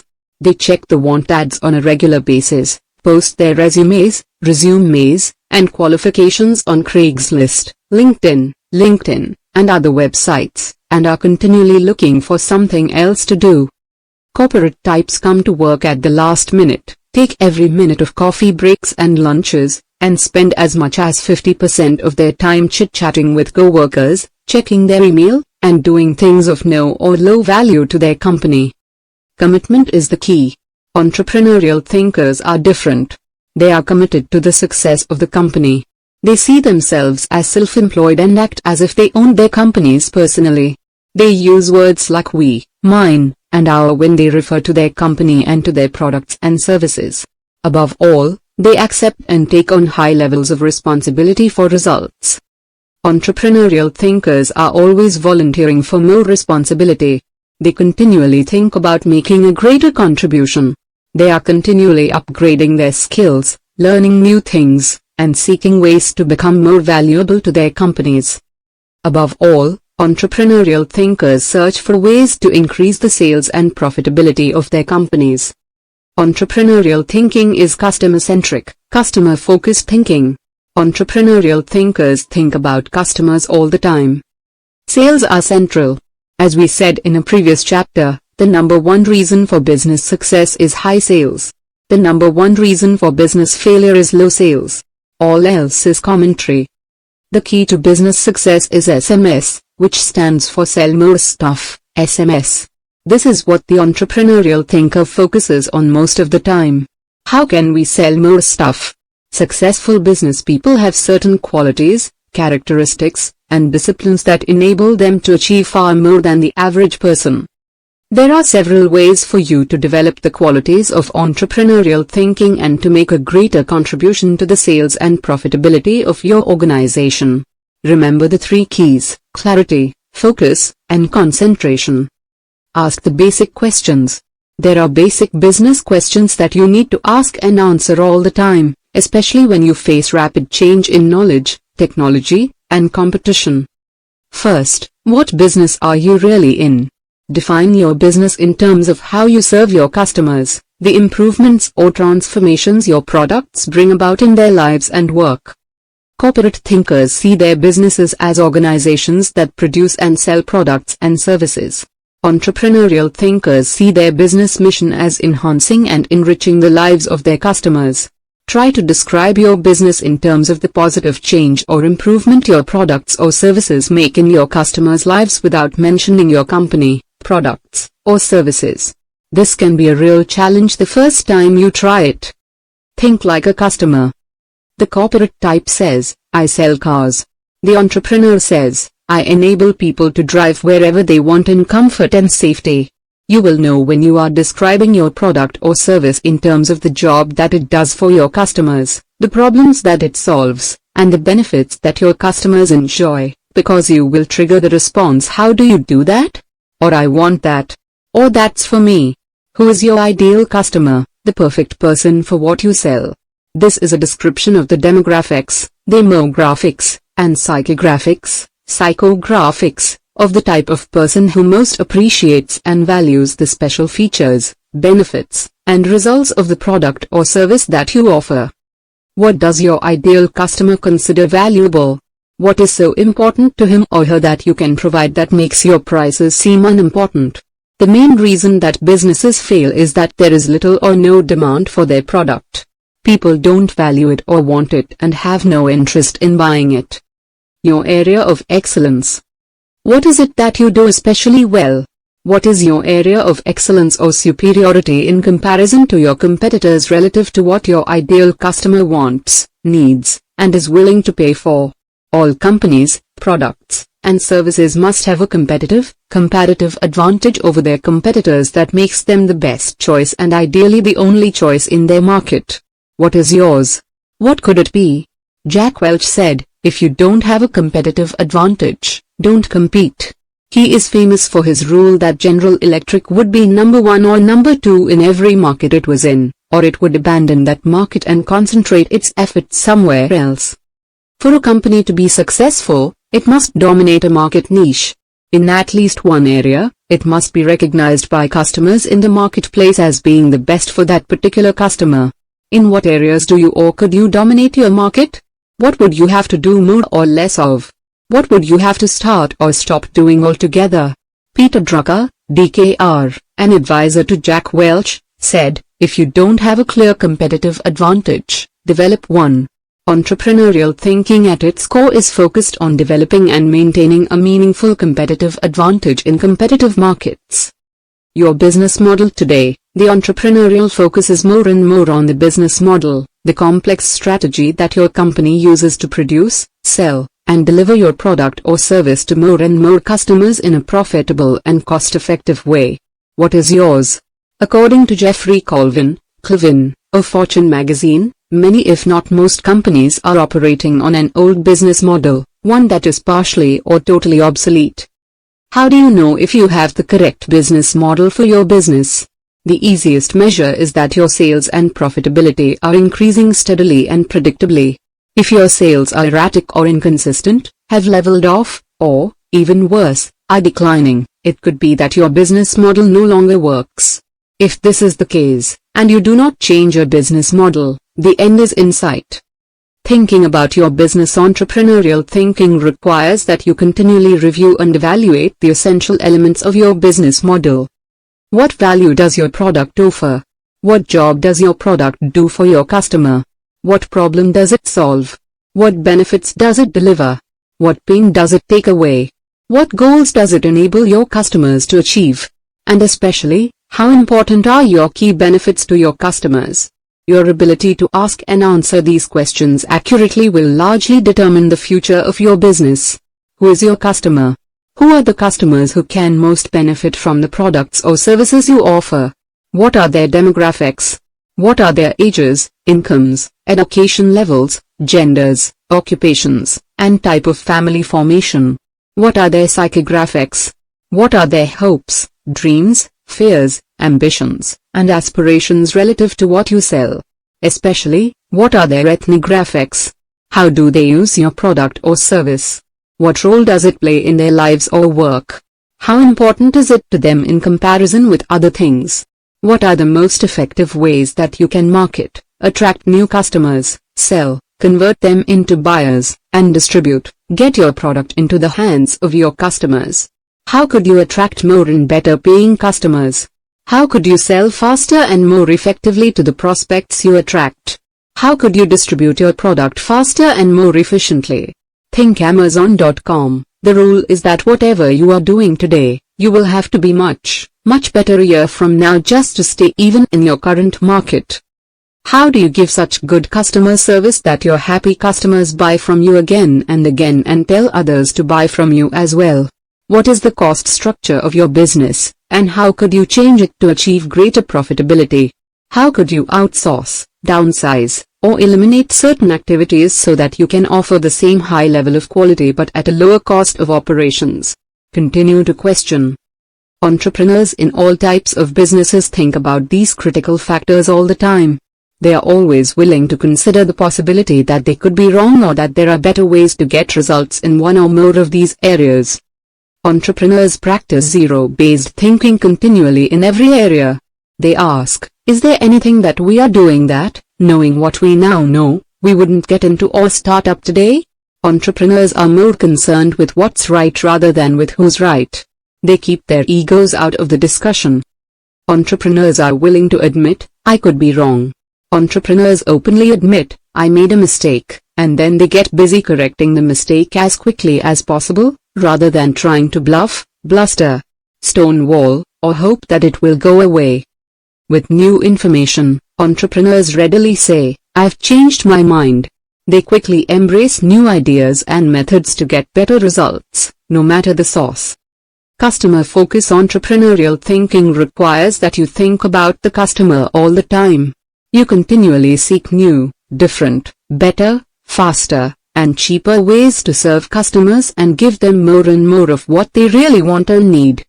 Your ability to think like an entrepreneur rather than an employee will do more to liberate your full potential in your career than any other single factor. It might even make you rich. Action exercises. 1. Define your perfect customer clearly. How could you serve him or her better than your competitors? 2. Determine your value offering, the one or two qualities of your products or services that make them superior to those of your competitors. 3.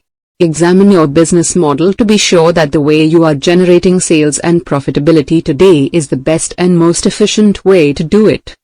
Chapter 10. Rich thinking versus poor thinking. Thought is the original source of all wealth, all success, all material gain, all great discoveries and inventions, and of all achievement. Claude M. Bristol. There have never been more opportunities for you to become wealthy, and more different ways to achieve it, than exist today. More people are starting more businesses in more different industries than ever before. More knowledge, information, and technology are creating more products and services that people want, need, and are willing to pay for. One new idea is all you need to start a fortune. In the year 1900, there were 5,000 millionaires in America, after almost 200 years of economic development and growth. By the year 1980, there were 1 million millionaires in America. In 2015, there are more than 10 million millionaires and 1,826 billionaires, 1,826, most of whom started with nothing and earned all their money in one lifetime. And within reason, so can you. As within, so without. The law of correspondence works for everyone at all times under all circumstances. This law says that your outer world will be a reflection of your inner world. Everything moves from within to without. You cannot accomplish something on the outside until you first accomplish it on the inside. To be wealthy on the outside, you must think like a rich person on the inside. There is no other way. Poor people think like poor people. They have self-limiting beliefs that hold them back and stop them from even trying. In a study completed a few years ago, 100 million millionaires, the authors demonstrated that if you simply saved $100 per month throughout your working lifetime, invested it, and let it grow with compound interest, it would amount to $1 million by the time you retired. Why doesn't everyone do this? Poor thinking. Tony Robbins, in his 2014 book, Money, Master the Game, emphasizes what Einstein said, compounding is the most powerful force in the universe.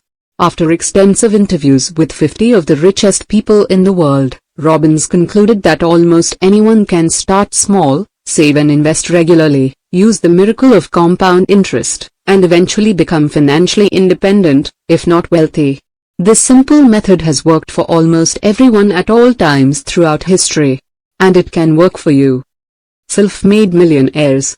Some years ago, I was asked to give a talk on self-made millionaires to a large group composed of business owners from all over the country. This invitation forced me to do some serious thinking. This thinking changed my life. From the time I was a teenager, my ambition had been to be a millionaire by the age of 30. When I reached 30 and was still broke, I put it off to 35. At 35, I put it off to 40, but with less and less hope that I would ever achieve that magic number. But when I was asked to give the talk on self-made millionaires, I realized that I knew very little about them. I therefore threw my whole heart into researching who they were and what they did to get from $0 to $1 million in one lifetime. With these findings, I developed a program called 21 Success Secrets of Self-Made Millionaires, which I have presented to probably 1 million people in 50 countries over the years. The interesting thing was that as I researched and taught people the ways that self-made millionaires think and act, I began practicing the same principles myself. Within 5 years, I was a millionaire. Reprogram your thinking. Many people, from all over the world, have told me that by listening to this program over and over and practicing the principles it teaches, they became millionaires as well, even after years of poverty and struggle. And so can you. In this chapter, I am going to share with you a series of simple ideas that you can learn and apply, based on extensive research into the lives and habits of thousands of wealthy people. By the law of cause and effect, if you think and do the same things that wealthy people do, you will soon get the same results that they do. The best-selling author Ogmunino once told me, there are no secrets of success. There are simply timeless truths and universal principles that have been discovered and rediscovered throughout human history. All you have to do is to learn and practice them to enjoy all the success that you could desire. Reasons people don't become wealthy. Once I passed the magic $1 million mark, I began looking around me and asking the question, why is it that everyone doesn't use these simple principles to become wealthy? As I continued my research, I found that there were 7 reasons why people don't become wealthy. Let us deal with each of them in turn. 1. It never occurs to them that they can become wealthy. Because of their upbringing and early conditioning, perhaps coming from a home where no one had ever been wealthy, and associating with poor people, they never thought that they too could become wealthy, just as millions of others have done before them. 2. They never decide to do it. Many people wish, hope, dream, and fantasize about how their lives would be different if they had a lot of money. They admire and envy people around them who are doing better than they are. They worry about money all the time. But they never make a firm, do-or-die decision to become wealthy. As a result, they never even take the first step.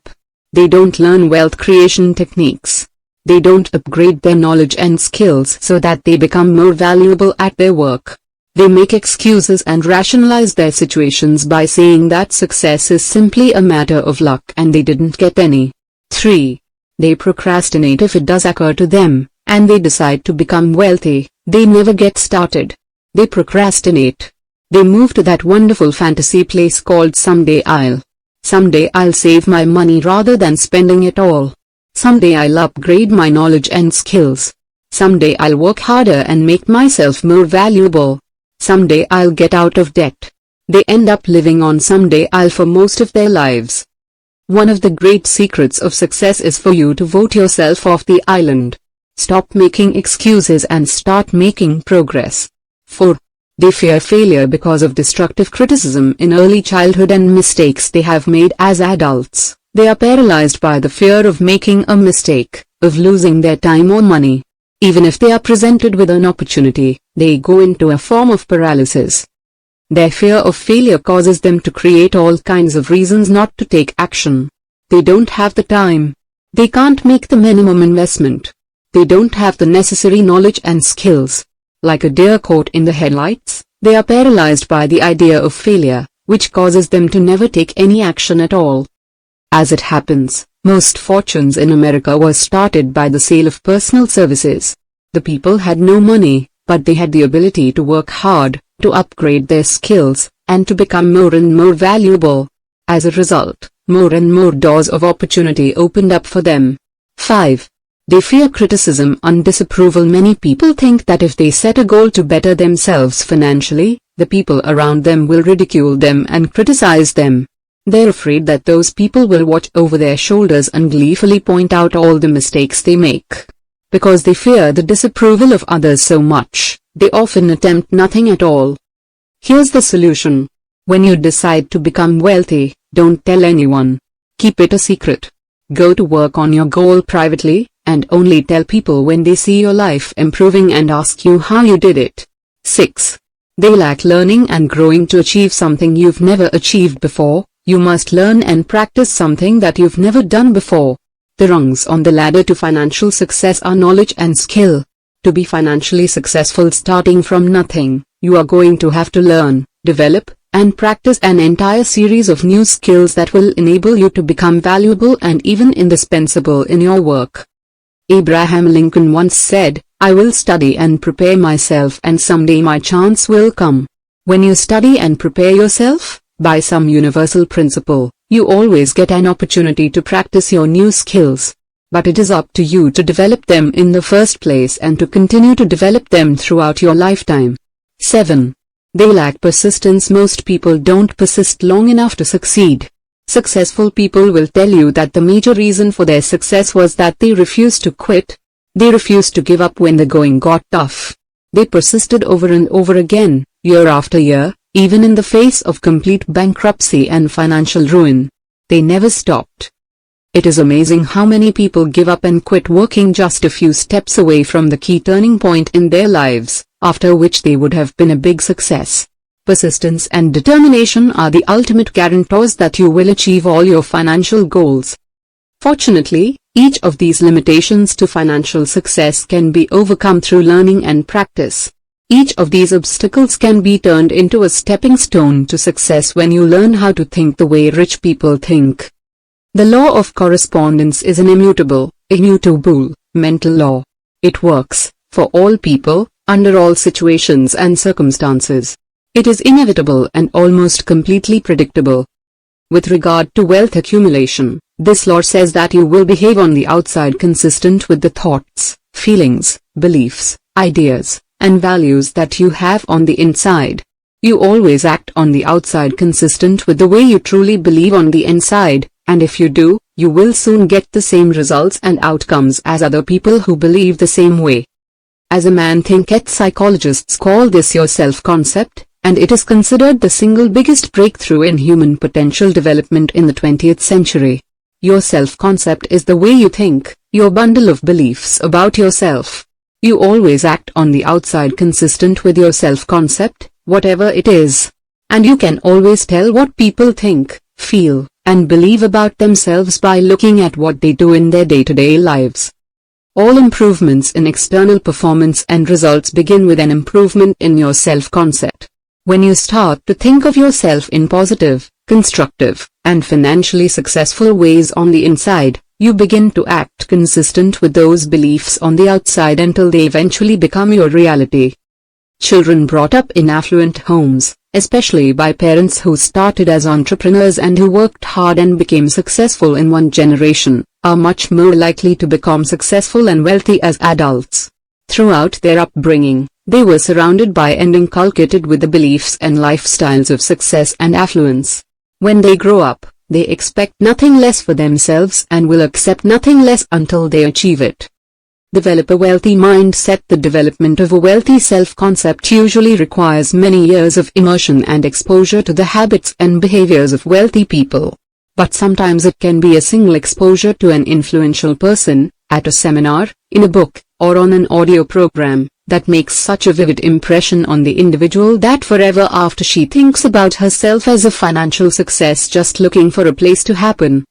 Many people have become wealthy after listening to just one audio program or attending one seminar.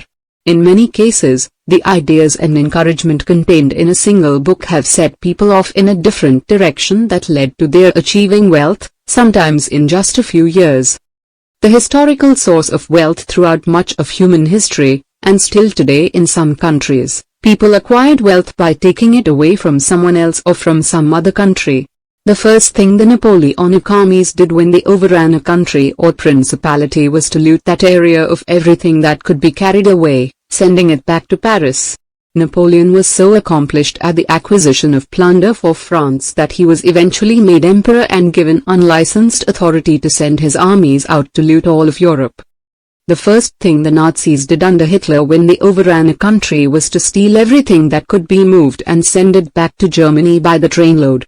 When the Russians counterattacked in World War II, they looted and plundered everything in their path. Throughout history, every dictator who comes to power in any country immediately steals everything he can get his hands on. Wealth was not created in these cases, it was transferred from the weaker to the stronger. Wealth creation today. Then, after 1815 in Europe, and eventually in America, a phenomenon occurred that had never been seen in human history. People found that they could create wealth by producing products and services that other people wanted, needed, and were willing to pay for.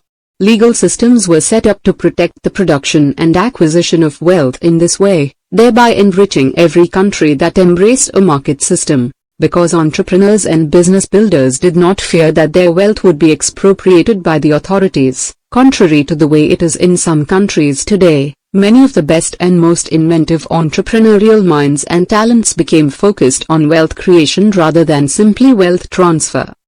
In America, for the first time in human history, the expression make money, became popular and accepted. People moved from all over the world, and still do today, for the opportunity to take part in the greatest entrepreneurial, wealth-creating system in all of human history. Starting with nothing. In fact, today, new immigrants to the United States are 4 times more likely to become millionaires than are native-born Americans who have lost sight of the key to becoming rich: find a need and fill it.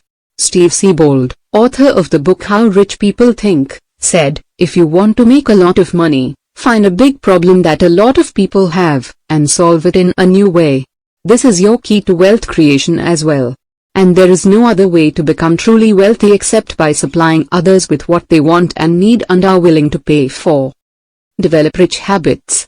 In the simplest terms, rich people have rich habits, and poor people have poor habits.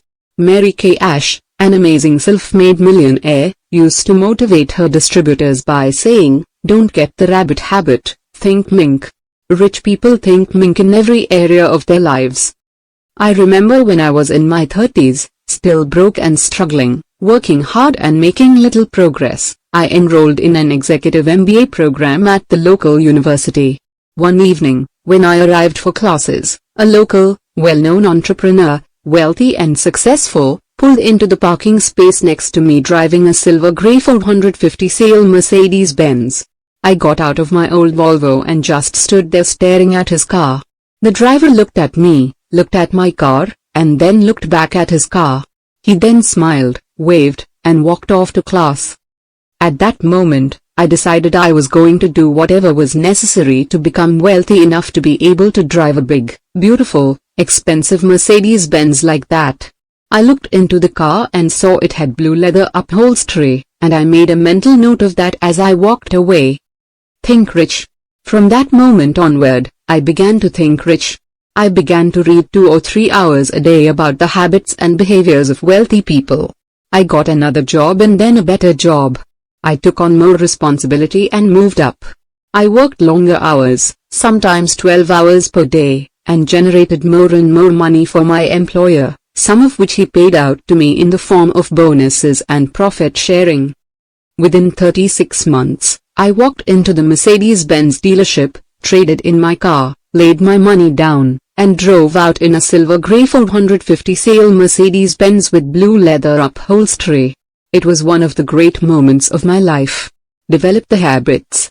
For you to develop rich thinking, to become wealthy, you must first develop the habits of thinking and of action that wealthy people have. Jim Rohn once said, "It is not becoming a millionaire that is important. It is the kind of person that you must become in order to become a millionaire that is even more important. Then, even if you lose all your money, You can earn it all back again because now you are the kind of person who knows how to make this kind of money.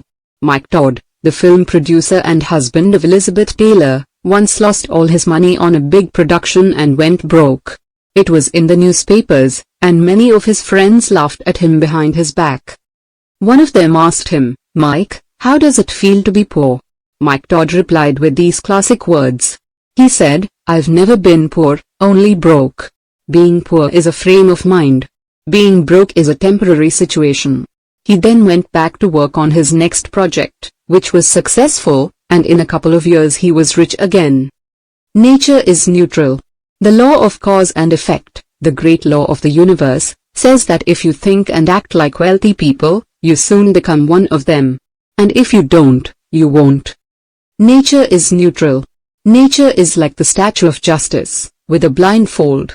Nature plays no favorites. As Goethe said, nature understands no jesting, she is always true, always serious, always severe, she is always right, and the errors and faults are always those of man. The man incapable of appreciating her she despises, and only to the apt, the pure, and the true, does she resign herself, and reveal her secrets. Fortunately, your mind is the one thing in the universe over which you have complete control, and that's all you need to get started. Something for something thinking versus something for nothing thinking. This is a major difference in the thinking styles of rich people versus poor people. Rich people are always looking for ways to create value, to develop, and they produce products and services that enrich and enhance the lives and work of other people. They are always willing to put in before they take out. They do not believe in easy money or something for nothing. Rich people believe that you have to justly earn and pay for, in terms of toil and treasure, any rewards and riches that you desire. Poor people lack this fundamental understanding, the direct relationship between what you put in and what you get out. They are always seeking to get something for nothing or for as little as possible. They want success without achievement, riches without labor, money without effort, and fame without talent. Poor people gamble, buy lottery tickets, come to work at the last possible moment, waste time while they are there, and then leave work at the first possible minute. They line up by the hundreds and thousands to audition for programs like American Idol, thinking that they can become rich and famous without ever having paid the price necessary to develop the level of talent and ability that enables them to rise above their competitors. One of the great secrets of becoming wealthy is to always do more than you are paid for. If you do, you will always be paid more than you're getting today. And there is no other way. Go the extra mile. Be willing to put in far more than you are taking out. There are never any traffic jams on the extra mile. Developing new habits. Fully 95% of everything you do is determined by your habits, first of thinking and then of action. Successful people have good habits that lead to happy, productive, and financially successful lives. Poor people have poor habits, or no habits at all, that lead to the opposite. Fortunately, all habits are learnable with practice and repetition. You can learn any habit or skill you need to learn to achieve any goal you can set for yourself. The only real question is, how badly do you want it? Rich people and poor people have been studied, contrasted, and compared for many years to determine what it is about them that makes them different from each other. The bottom line is that you can start off with every advantage in life, good family, excellent education, ideal contacts and opportunities, but if you lack the mental habits necessary for success, they will do you no good.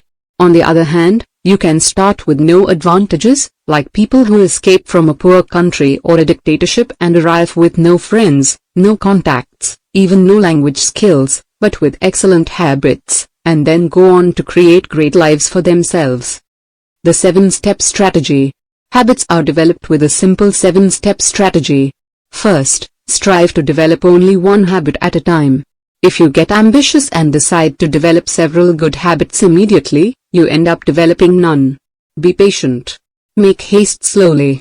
Because it takes about 20 to 30 days of repetition to develop a new habit, you can actually develop one new wealth-building habit per month, or 12 new habits in a year.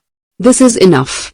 For example, most wealthy people arise before 6 a.m., fully 3 hours before their first appointment. They have rituals that they follow each day. They get up, exercise, dress, plan, and prepare for the day. They read, learn something, and get organized.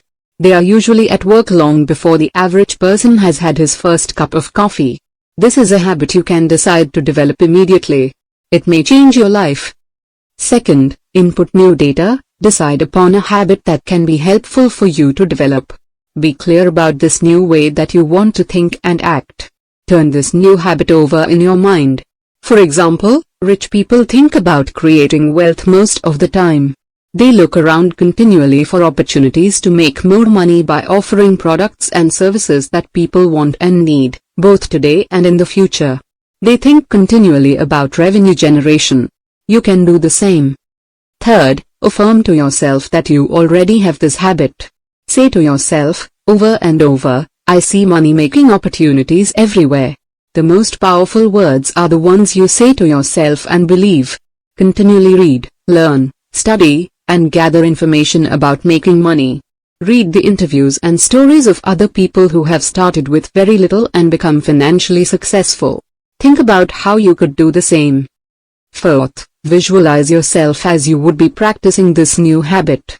Remember, the person you see is the person you will be. All improvement in your performance begins with a change in your mental pictures of yourself acting in a particular way. You always perform on the outside the way you see yourself performing on the inside. Create a mental picture of yourself getting out of bed before 6 a.m. and immediately beginning your day. It is amazing how many wealthy people say that they start every morning, sometimes at 4 o'clock or 5 o'clock, with 30 to 60 minutes of aerobic exercise. If you do this every day for a month, you will soon develop a positive addiction to the feeling of being bright, alert, and full of energy all day long. Fifth, act as if you already had this new habit. There is a law of reversibility that you can use that is responsible for many of the great transformations in people that lead to financial success. This law says that if you feel in a particular way, or if you believe yourself to be a particular type of person, you will naturally act in a particular way. But what if you start off not feeling or believing that you are a wealthy or successful person? William James of Harvard pointed out, if you do not already have a habit that you desire, act as if you already had this habit in every respect, and the action itself will soon create the actual belief. Successful people plan every day in advance, usually the night before. They set priorities on their tasks and begin on the most important task first thing, before anything else. You can do the same thing, starting tomorrow. As you plan and organize your day, think to yourself, this is what rich people do. In no time at all, it will be a habit and will be locked in as a permanent part of your daily routine. Sixth, refuse to allow exceptions. Once you resolve to develop a habit, never let up until the new habit is locked in permanently. Don't rationalize away unhelpful behavior. Refuse to justify or make excuses for not remaining true to what you have resolved to do. This is what poor people do. Seventh, if you fall off your horse, get back on immediately. If you lapse back into the old habit, which you will from time to time, immediately catch yourself and begin acting consistent with the new habit that you have decided to develop. Brush off your temporary lapse and say, next time, I'll do better, and then begin again. Don't expect to get it right the first time, or even the first few times. Be patient and persistent. Form good habits. Good habits are hard to form but easy to live with. Bad habits, on the other hand, are easy to form but hard to live with. The rule is for you to form good habits and make them your masters. New habits are difficult to practice and learn at first, but soon they become automatic and easy. Soon it becomes easier to practice your new habit than to fall back into your old ways of doing things. Habits of wealthy people. You can develop several habits that are practiced by virtually all rich people. For example, in the Forbes 2015 survey of self-made billionaires, fully 76% attributed their success to hard work and self-discipline. Millionaires work about 60 hours per week, usually 6 days a week, 10 or more hours per day. They rise early and get started by 7 o'clock or 8 a.m. and keep going until 6 o'clock or 7 p.m. As David Foster, the music impresario, said, I don't know any successful people who work less than 6 days a week. Do what you love. Here's the key. Do what you love to do. Do work that you enjoy, that attracts you, energizes you, and makes you happy. Most millionaires say that they never work a day in their lives. They just do something they love to do and get paid very well for it. You should do the same. In addition to working hard and having self-discipline, millionaires do not waste time. They think continually about revenue generation, revenue generation, by serving their customers better, faster, and cheaper than their competitors, no matter what business they are in. They continually ask themselves, is this the most valuable use of my time in achieving my goals? Set clear goals. Most millionaires are intensely goal-oriented.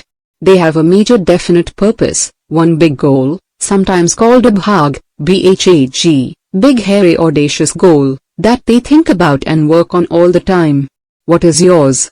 Millionaires set measures, especially financial measures, and deadlines for each of their goals.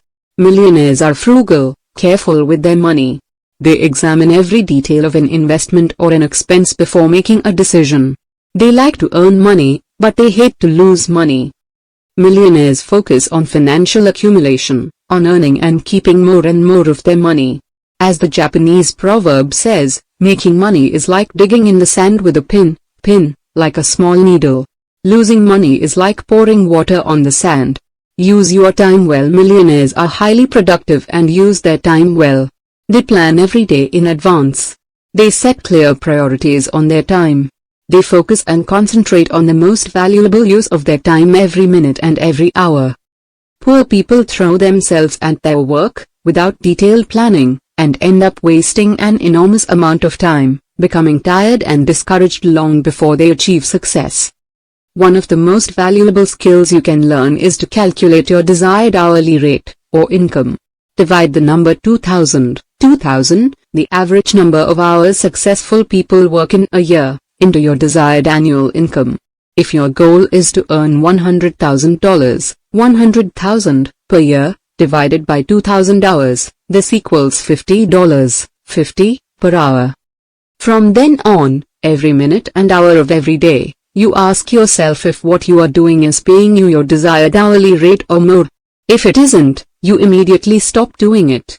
You delegate, outsource, or eliminate that task. You absolutely refuse to do anything that does not pay you the kind of money that you have decided to earn.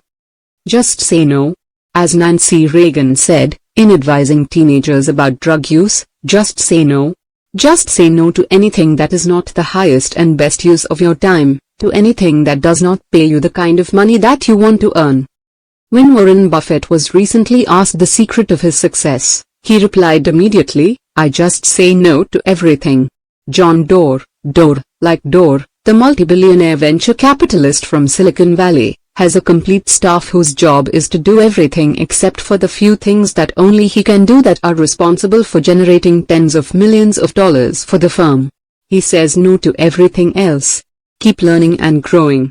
Millionaires are always learning new ideas. They read, learn, and listen 2 to 3 hours a day. They subscribe to summaries of business books and articles, both written and audio. They know that one key idea, combined with their existing knowledge, can change the future of their business and maybe even earn them a fortune.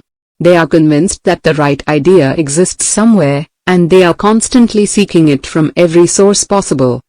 Avoid the television trap. Rich people watch less than 1 hour of television per day. Poor people watch 5 to 8 hours of television per day, only going to bed when they are too tired to watch, and then get up and turn the television on to start the day. Television can be a wonderful slave but a terrible master. Your television can make you rich or make you poor. It will make you rich if you leave it off most of the time. It will make you poor if you sit and watch it hour after hour. A recent study found that as people became wealthier and wealthier, they began to move their television set farther and farther from the center of family activity. The wealthiest people actually set up a television room, a place where they have to get up, go down the hall, and get themselves seated to watch television in the first place. They make it as difficult as possible to watch television, including getting rid of their television sets completely. Become insatiably curious. Another habit of wealthy people is that they ask a lot of questions and then listen closely to the answers. Middle managers and middle-income earners seem to talk a lot and pay little attention when others are speaking. Wealthy people ask a lot of questions, listen a lot, and even take notes, knowing that almost everyone can come up with valuable insights that can be useful in generating wealth and earning more money. Maintain your health and energy. Rich people take excellent care of their physical health. They keep themselves well informed about the things they can do to live a longer, healthier, and better life. It takes high levels of energy to be successful, to work long hours, to start earlier than others, and to work later. Rich people are continually seeking ways to increase their levels of energy. One expert said that the most important asset of any business is arrested executive thinking time. This is your most important mental asset as well. How can you get more of it? Proper weight. This is where proper weight is so important. Being overweight is associated with numerous health problems. One of them is that carrying extra pounds puts a strain on your body, burning up energy that you could be using for achieving the success you desire. The 5-word rule for weight loss is simply, eat less and exercise more. Wealthy people eat nutritious foods and drink a lot of water. As a result, they have more energy, especially mental energy. They can focus on getting more and better results and earning more money. Proper rest. According to Anders Ericsson, a psychologist at Florida State University, elite performers sleep an average of 8.46 hours each night. What he found was that peak performance is hard work. It takes a lot of energy.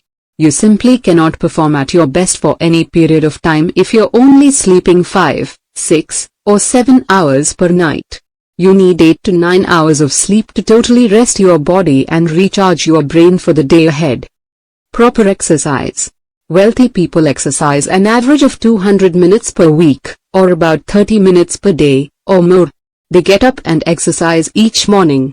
They walk more often from place to place, take the stairs more often than the elevator, and are always looking for opportunities to move their bodies. Someone once told me, every joint in the body is meant to be fully articulated, every single day. That piece of advice has guided my personal exercise program for years. Calculated risk. Rich people are willing to take risks to increase their wealth. But they do not gamble or take chances.